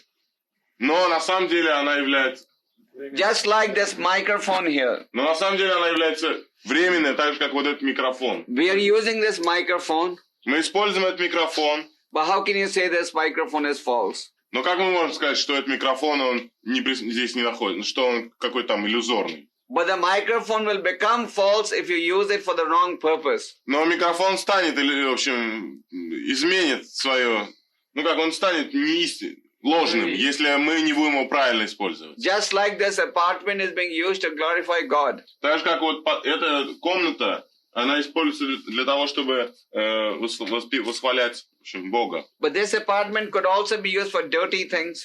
Но та же самая комната может быть использована для каких-то грязных занятий. So our statement is that this body is temporary, but it is not false, it is real. Но наше понимание это то, что это тело, оно не ложно, оно на самом деле, оно истинно. If God is real, how can His creation be unreal? Если Бог, Он истин, то истинные действительности существуют, то как Его творения могут быть недействительными, не существующими? Да? You understand? Вы не поняли мой вопрос. Ведь жизни не будет без рождения. Если рождение Я есть понял зло, логику, я понял. будет жизнь. Я понял логику. Так кто же будет преданно служить Кришне? It means that if there is no birth, there is no life. If birth is evil, then the life is also evil. We don't say birth is evil, Мы не говорим, что рождение это зло. but birth... No, you're misunderstanding our philosophy. Вы неправильно понимаете нашу философию. We say birth becomes evil if you use it wrong. Мы говорим, что рождение, оно становится злом, если вы неправильно живете. Just like if you use your body, Так же, как если вы используете свое if you тело use your body for the right purpose, then it's okay. для какого-то правильного назначения, то нет ничего плохого. Just like you may have a knife. Если также у вас может быть какой-то нож. You cannot say the knife is false. Вы не можете сказать, что этот нож, он не действителен. If the knife is used to cut vegetables, then it's okay. Если этот нож используют для того, чтобы резать овощи, то все нормально. If we preach to somebody and we see that he doesn't accept our philosophy, then does it mean that our preaching is at fault? Is our fault, or we should live along? You should say loudly for everyone. Or we should live along with person? Yeah, I understand, but everyone should listen. Пожалуйста, погромче задай этот вопрос, чтобы все слышали. Я, наверное, задаю такой вопрос, что если человек проповедует нашу философию, и если человек, допустим, вот так сказать, он никак не реагирует на это, то или это мы плохо проповедуем нашу философию, либо просто человек не готов, его надо оставить и идти, так сказать, спокойно дальше. Вот такой вопрос. So, when you preach and somebody doesn't accept the philosophy, it is not necessarily your fault. Если вы проповедуете, человек не принимает философию, это не обязательно должно означать, что это ваш какой-то это ваша вина. You may, if you are sincerely trying your best. Если вы искренне, в общем, все делаете, если вы искренне все возможное делаете, And if you are still not successful, и все равно у вас не получается, then Krishna will give you full credit. тогда Кришна вас вознаградит полностью. But if we are not sincerely trying ourselves, Но если вы искренне не полностью отдаетесь тому, что делаете, then we are to blame. тогда это наша вина. Вопрос. Получается, если мы искренне проповедуем, то у нас не возникает такого вопроса, пойдет ли человек за нами или не пойдет. Потому что, проповедуя Слово Божие, мы ему служим, а не оно нам служит. И у нас нет привязанности к плодотворной деятельности. То есть вопрос такой, что получается так, что у меня вопрос, что действительно, я правильно понимаю, что если мы искренне проповедуем, то у нас такой вопрос не возникает. If we sincerely preach, then there won't be any question of a person. Это значит, что все примут. Нет, потому что не возникает такого вопроса. Нет, which means that everyone should accept. If we sincerely preach, it means that then everybody. Now, if we sincerely preach, then those who are sincere will take to it, and those who are not sincere will not. But Krishna will be pleased because you have made the effort. Если мы искренне проповедуем, это значит, что те, кто искренне, они примут, а те, кто не искренне, они не примут. Но и Кришна вознаградит нас за то, что мы, за наши усилия. Вопрос был, будем ли мы привязаны к тому периоду? Да, должны. Should we attach to the thing, to results? Well, naturally your attachment is there that if a person becomes Krishna conscious, then Krishna will be pleased. На самом деле мы должны быть привязаны, потому что если человек придет в сознание Кришны, Кришна будет удовлетворен. So from that angle your attachment is okay. С этой стороны ваша привязанность, она хороша. But if you're thinking, oh, I must make him Krishna conscious, and all the devotees in the temple will clap hands and say, oh, how great a devotee I am, then that is not good. Если вы думаете, что если вы кого-то приведете, в храме все сразу будут хлопать в ладоши и кричать, ох, какой великий преданный, как он много людей приводит. Тогда это неправильно. Вопрос. Все могут проповедовать или из-за какой-то вот нашей плохой проповеди? Наоборот, будем. Если мы подготовлены. If someone is not really experienced, should he preach? Yes, why not? If he's just going to repeat what he has heard, then there's no harm. Если он просто будет повторять то, что он слышал, то не будет никакого вреда. What's your name? Иван. Иван. I think I saw him last time, no? В прошлый раз? Yeah. Okay. Вот вы говорили о вриндаванском видении, то есть мы должны видеть только положительные черты у преданных. Может быть, иногда лучше увидеть какое-то плохое качество и предупредить преданного об этом, чтобы он не совершал оскорблений. И также, может быть, лучше, чтобы кто-то нам сказал о наших оскорблениях. А если все будут видеть у нас только хорошие черты, и мы будем видеть только хорошие черты. Может... Заедем. Да. Может, только правильно. What? Difficult question. The question. You say that we should only see the good qualities in everybody, but isn't it better if some people they point our faults and we point somebody's faults, so we help each other to avoid mistakes and avoid offenses? If we are pointing out each other's faults for constructive purposes, then it's okay. Если мы поправляем человека для constructive purposes, конструктивно как-то, то это нормально. But if we are pointing out faults so that we can put the other person down and show how much better I am, then it should be avoided. Но если вы хотите указать на ошибки человека для того, чтобы показать, насколько человек ниже вас, то тогда вы не должны это делать.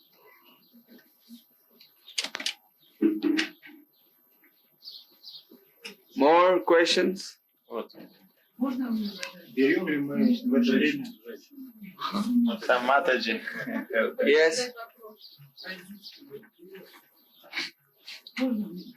Да. Yes, please. Если я по ведическому знанию, я есть душа, я не есть эстонец, прибалтиец, украинец и прочее, то как вот сейчас актуально в нашей стране, если там все, значит, вот возрождение национальных традиций, возрождение культуры национальной, все эти малые народы, значит, они сейчас все вот возрождают, вот, борются за это.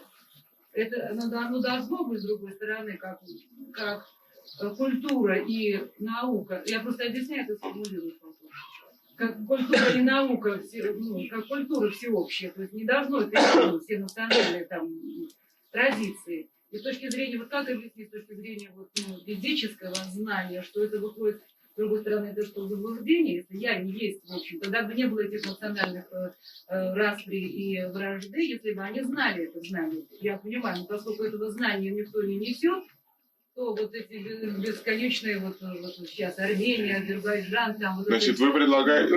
Какая наша как позиция объяснить, была? вот, если я есть душа, да, я не есть азербайджанец, китаец, японец, то есть как объяснить вот с точки зрения учения вет, вот возрождение национальных традиций?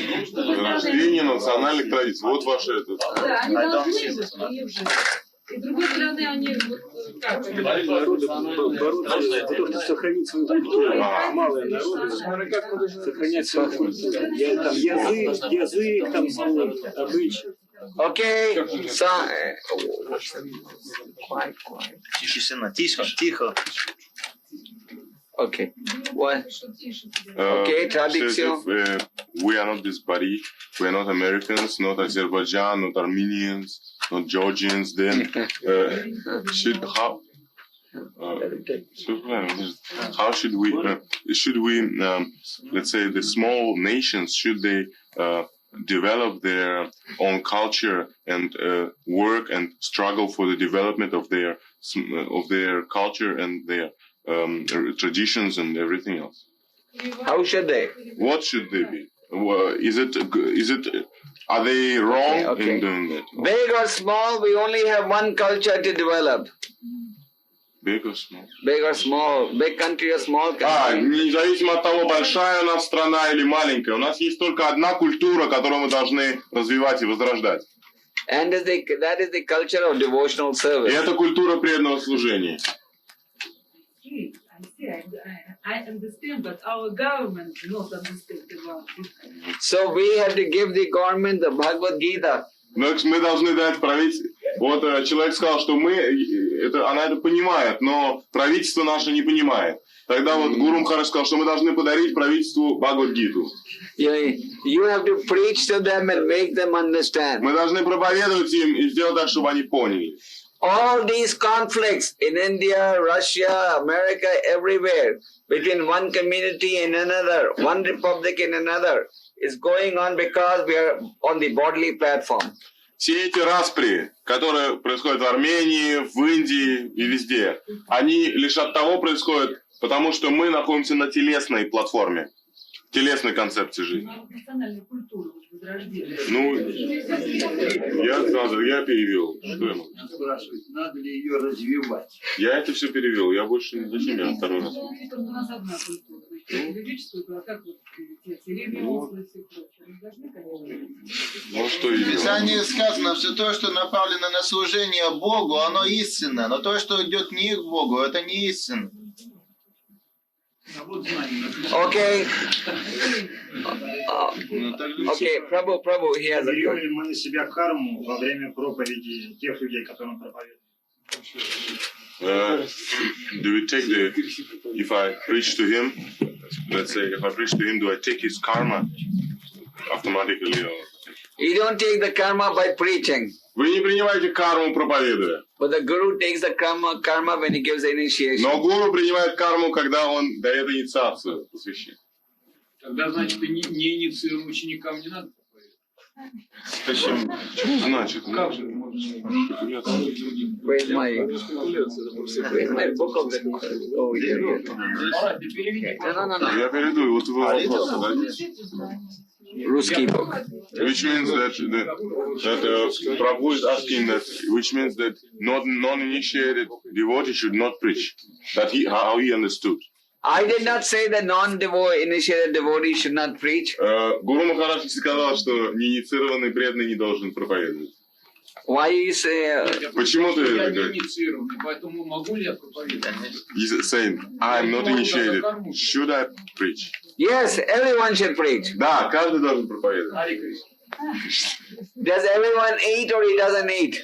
Все едят пищу. Or only the initiated devotees? Или только инициированные преданные едят. Принимают просад. Все принимают. Yes, Marina. Махарадж, переведи, пожалуйста. Туласи Махарани, значит, она великая преданная Господу. Когда мы служим в храме, вот каждой Туласи Махарани, она параматма расходится в каждой, или она продолжает, вот, индивидуально она существует, или нет? Когда мы служим, может, различным, да? Различным, да. Вот она же одна. Ага, я понял. We say that the Tulsi Maharani is the great devotee of the Lord.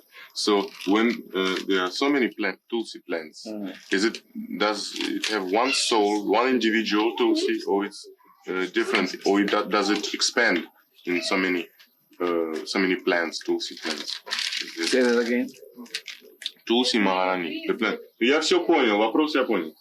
The Tulsi Maharani, does it expand into each and every plant, or it remains one, in not divided? Or is it like Paramatma goes into each and every Tulsi plant? What is it? How would you define it?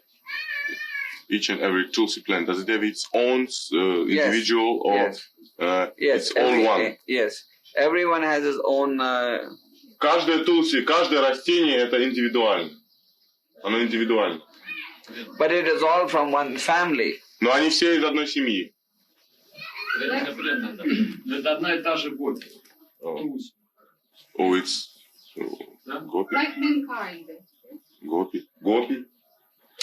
Это одна и та же самая служанка. Та же самая, одна личность. Oh, it's one personality, Tulsi Maharani.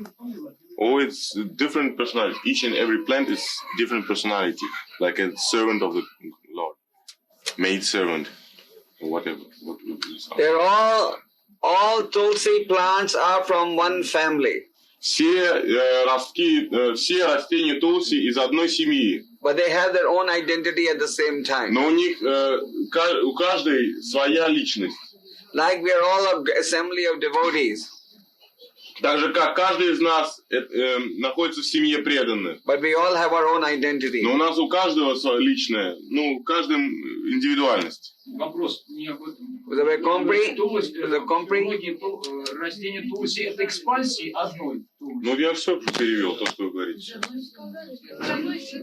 Переведешь, а все равно. Okay. More. Другие вопросы. Any questions here? Вопросы? Погромче, говори погромче, чтобы все слышали. No. Сейчас уже начинают. I want to show devotees in India.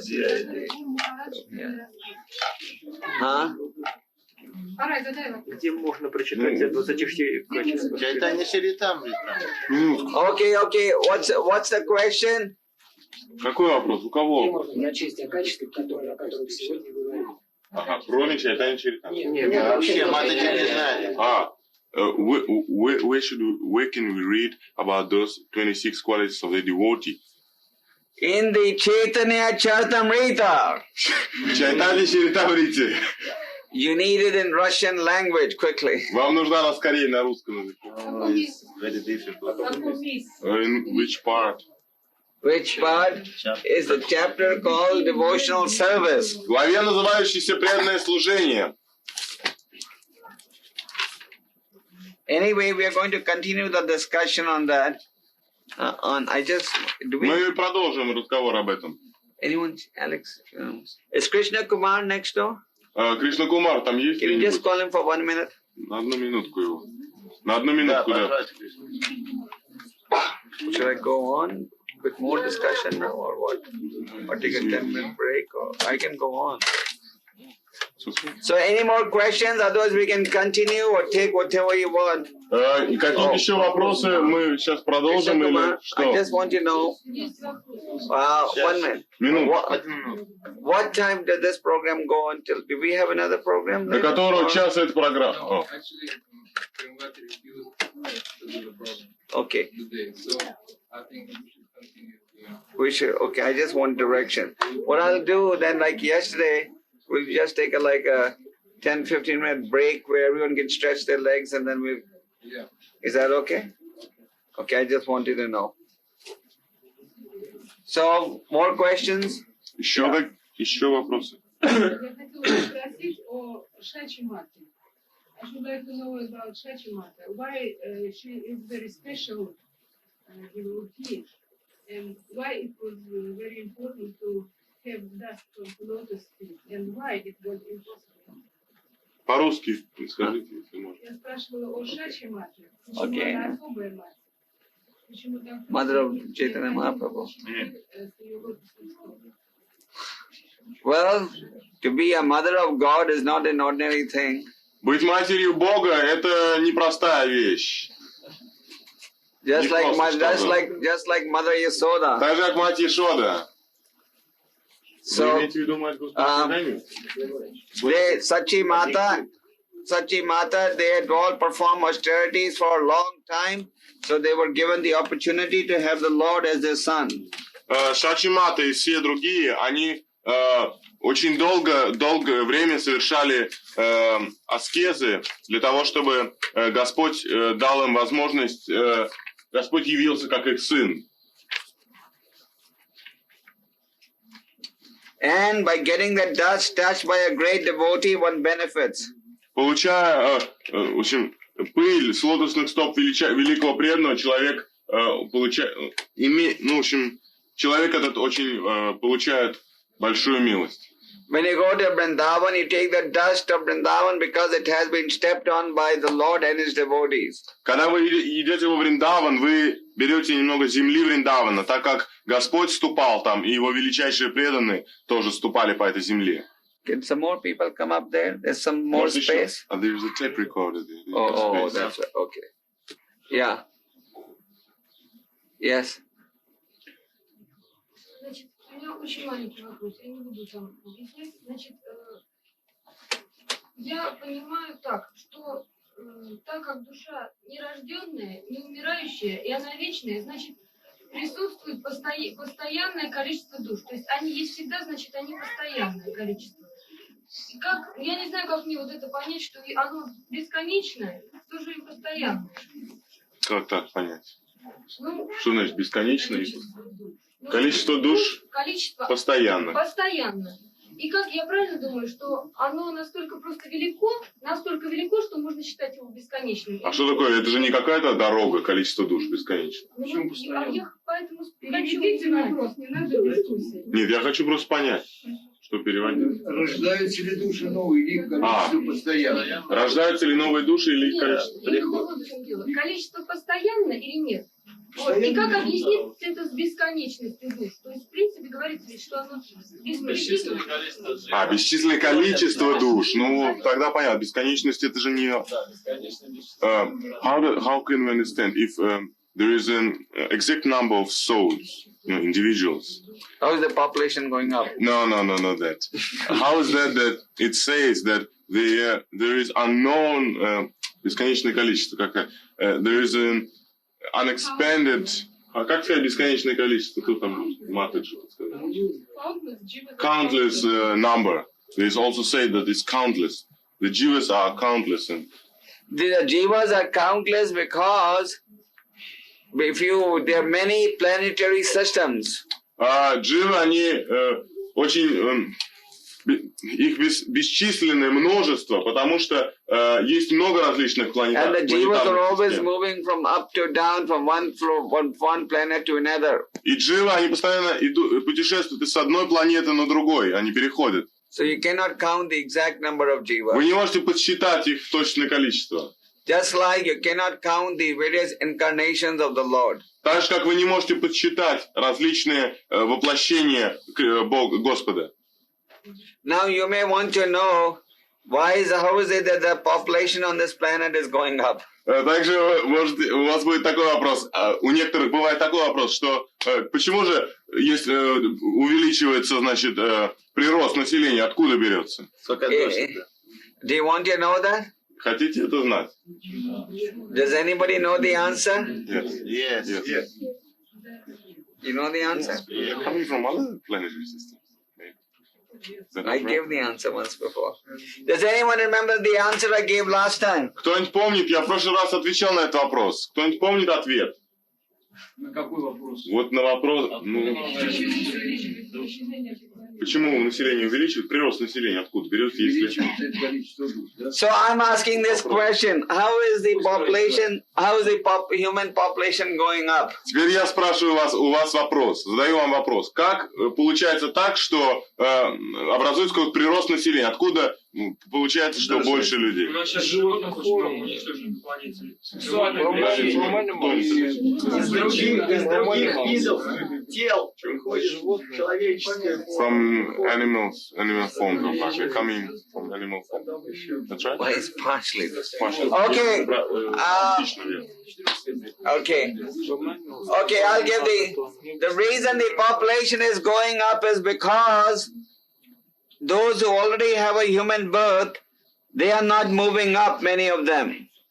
Так как те, кто сейчас имеют тело, в общем, человеческое, те, кто сейчас находится в человеческой форме жизни, многие из них, most of them or many of them?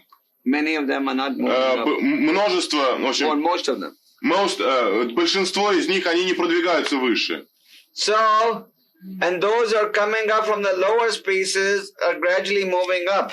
Но те, кто находится в низших формах, они постепенно поднимаются выше. Just like in a class, suppose 90% of the students of class 8 don't pass. Например, можно себе представить такую ситуацию, что, предположим, 90% в классе провалило экзамены. Then next year in class 8, you're going to have students from the previous year and those who have come up from grade 7. И, например, предположим, в 9 классе будет те, кто сдали экзамены, и те, кто пришли из 8 класса. You understand? Второгодники, которые пришли. Разве не приходят с высших планет сюда? Спроси, пожалуйста, разве не приходят сюда с высших планет? Те, которые там... С высших планет не приходят сюда. Сейчас вопрос, ну подождите, don't the entities from high planets come down to Earth? They also come down. Да, они тоже приходят вниз, спускаются вниз. The jivas are traveling interplanets. И дживы, они постоянно путешествуют по разным планетам. А как получилось так, что мы выпали из духовного мира? Это вчера уже задавали. Вечный вопрос. Вечный вопрос. How did it happen that we fell from the spiritual world? A million times. We fell from the material world because of having developed the desire to enjoy the material world.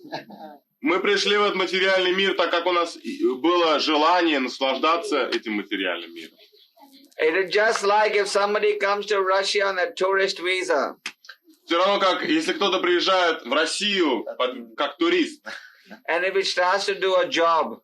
И он начинает какой-то деятельностью заниматься. Then the moment the government finds out, they'll deport him. И как только правительство узнает об этом, они сразу его депортируют, то есть вышлют. So in the spiritual world, everybody is meant to serve the Supreme Lord. В духовном мире все должны служить Верховному Господу. And when we do not serve the Supreme Lord, when we have the desire to enjoy like God, и если мы не служим Верховному Господу, и у нас появляется желание наслаждаться подобно Господу, then you have to leave the spiritual world. Тогда нам придется оставить духовный мир. And now that you have come to the material world, you are seeing that there is really no happiness. И теперь, когда вы пришли в этот материальный мир, вы можете видеть, что на самом деле нет никакого счастья. Почему нас обманывает майя? What's that? Why does Maya cheat us? Maya cheats you because you want to be cheated. Майя обманывает, потому что мы хотим быть обманутыми. Even now you're letting Maya cheat you. Даже сейчас ты делаешь так, что Майя тебя обманывает. Even though you know that Maya is cheating you, you're saying, okay, please cheat me more. Даже сейчас ты знаешь, что Майя тебя обманывает, но ты все равно говоришь, пожалуйста, просишь ее, пожалуйста, побольше меня обманывай. If somebody borrows some money from you once and he doesn't return it, next time he comes to borrow money, you'll say, no, sorry. Если один раз кто-то вас обманет, не отдаст вам деньги, которые занял, и второй раз придет к вам, пожалуйста, дай денег, вы скажете, нет, извини. But the mind has cheated us a million times. And again it is trying to cheat us, and we say, okay, please cheat me once more. Но наш ум, но наш ум, он нас уже обманул миллион раз, но все равно мы ему говорим, пожалуйста, еще раз нас обмани. We. Махарадж, опять, пожалуйста. Душа, которая уже имела опыт, так сказать, жизни, то есть она уже спускалась, это уже нечистая душа, которая уже спускалась. Когда она возвращается в Небесное Царство, этот опыт она помнит или не помнит? Есть и для нее, так сказать, напоминание на то, что... There's this soul which has experienced the material life. А может быть еще различия или есть с теми, которые не падали? Нет, ну так, как вот что, имеет ли память о том, чтобы, does it have remembrance of this material life? The soul. Yeah. When it gets back, when we go back to Godhead, do we remember? Yes, when you go back to Godhead, you do remember that material experience was a very bad experience. Когда вы возвращаетесь обратно к Богу, вы помните, что материальный ваш, в общем, опыт, он был очень ужасным. Therefore, you are determined not to come back again. Поэтому вы решительно не хотите возвращаться назад. Otherwise, people will come back. Потому что иначе люди просто вернутся назад сюда.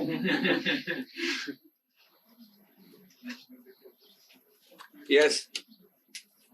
How to develop this determination to not forget this material meaning?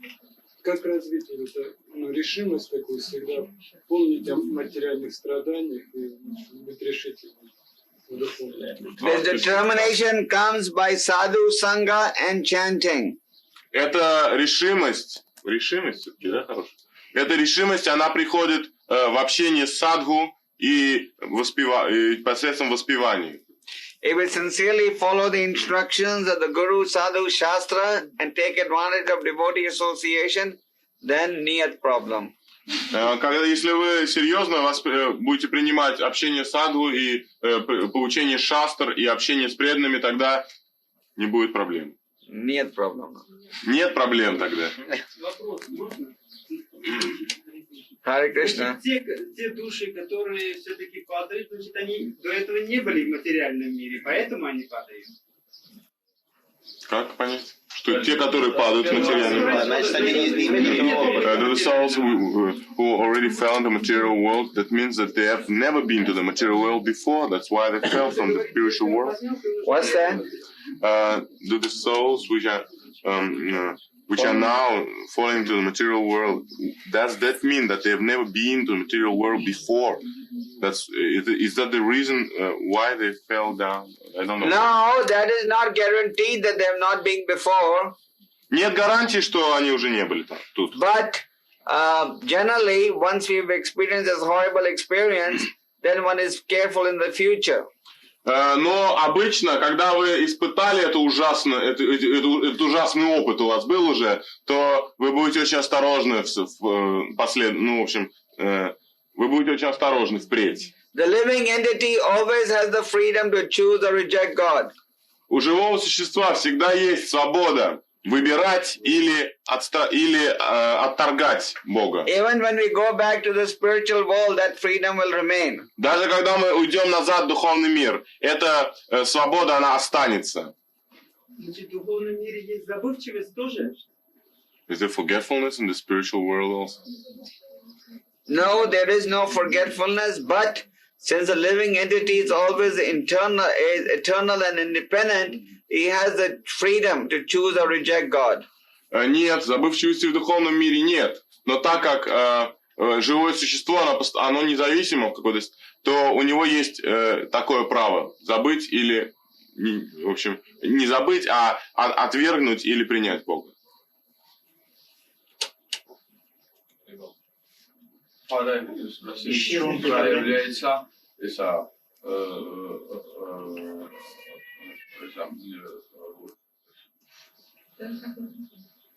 наши линдевай майя преследует. В чем проявляется качество майя? В чем проявляется качество? In what way do they... Это что очень complicated. Как проявляется качество? Качество майя. Да. Ага. In what way do Maya's qualities, in what way do they appear? In the form of material desires. В форме материальных желаний. material desires to become enjoy like God. Материальное желание стать, наслаждаться так же, как Бог.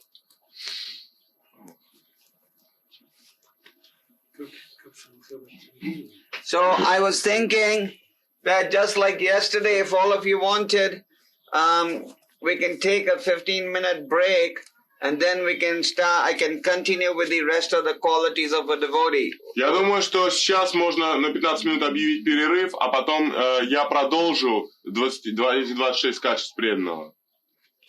Do you think it's okay? Or we'll take on one or two more questions and then take a 20-minute break. Хорошо, один или два еще вопроса, и потом 20 минут перерыв. Вот здесь как раз было о смирении духа говорилось и проповеди. Вот как согласовать все-таки действительно, потому что понятно, что решимость духа, но как согласовать решимость духа, проповеди и одновременное смирение? How to... You were telling the story about Krotki and to be determined to preach philosophy. How to, when you preach, how to make, you know, to adjust those qualities. Not to adjust. Yeah. What qualities? Those qualities of determination to preach with philosophy and quality of humbleness, or what you say. Everything comes by practice. Все приходит погромче. Все слышали вопрос на русском языке? Как согласовать, уравновесить, быть все время в смирении, в то же время понимая, что есть Господь, держать решимость в духе, то есть и решимость, и смирение, то есть любовь, смирение. Все понятно. Ответ такой, что все приходит через практику. Practice makes a man perfect. Практика, она делает человека возвышенным. If you chant your rounds very attentively, then you will become very expert in all the qualities. Если вы повторяете свои круги очень внимательно, тогда вы станете очень опытными во всех вопросах. Just like when you are hungry, your whole body is very weak. Так же, как когда вы голодны, ваше все тело, оно слабо, слабее. When you put food in the stomach, the whole body becomes strong. Но когда вы наполните свой живот, то все тело опять возвратится к такому сильному, оно станет опять сильным. Ну, хотелось бы, давай. Yes. Я бы хотел услышать историю Туласи Махараджи. Почему она великая преданная? I would like to hear a story about Tulsi Maharani. Why is she a great devotee of the Lord? What? Что она сделала там, да? Да. What did she? The story of appearance of Tulsi Maharani. Душа или проявление Лакшми или экспансия. What did he say? Yeah. It says that is she individual soul or an expansion of Lakshmi? Or Tulsi Maharani is a great devotee who doesn't want to be separated from Krishna even for a second. Tulsi Maharani – это величайшая преданная, которая не хочет быть разделенной с Кришной даже одну секунду. And therefore she wants to always be at Krishna's lotus feet. Поэтому она всегда хочет быть у лотосных стоп Кришны. But she is an individual. Но она индивидуальна. Just like the other gopis are individuals also. Так же, как другие гопи также являются индивидуальностями. Значит, она гопи. She is a gopi. She is a great devotee. Она является гопи, она является великой преданной. She's like the gopi, but she's a devotee in her own right. Она как бы гопи, но она in her own right, in her own way. She's a devotee. Но она является также преданной. She has her own identity. Но она является преданной и имеет свою особенность. Therefore we worship Tulsi and not the gopis. Поэтому мы поклоняемся Тулси, а не гопи.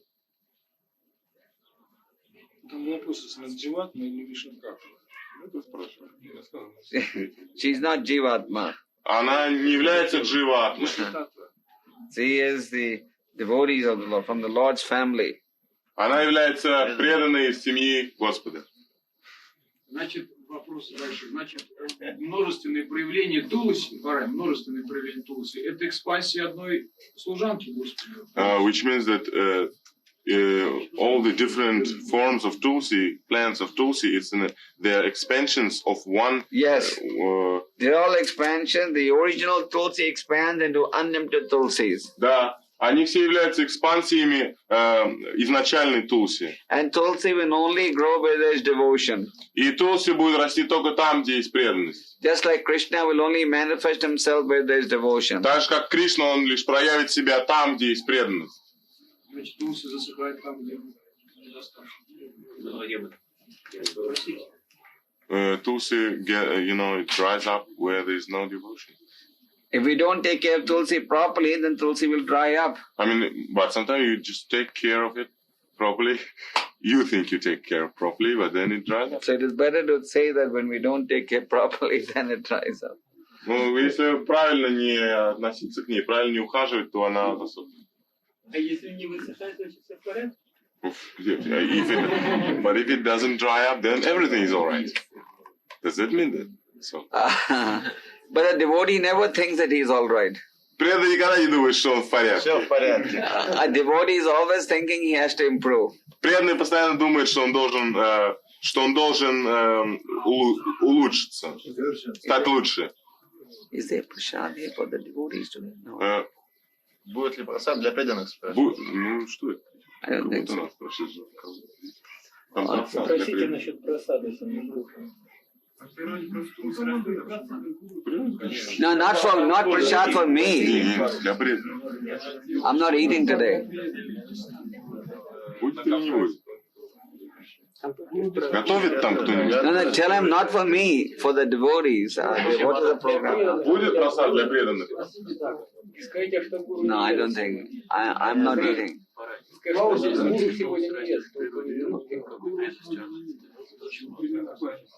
But when the Tulsi grows just in the bush, where's the devotion in the bush? Tulsi is so kind. It grows everywhere. Что она... So, Information takes too long. So is it okay if we take a 15-20 minute break and then we'll continue with the... Хорошо, если у нас будет перерыв на минут 15-20. Yeah. Hare Krishna. Hare Krishna. Hare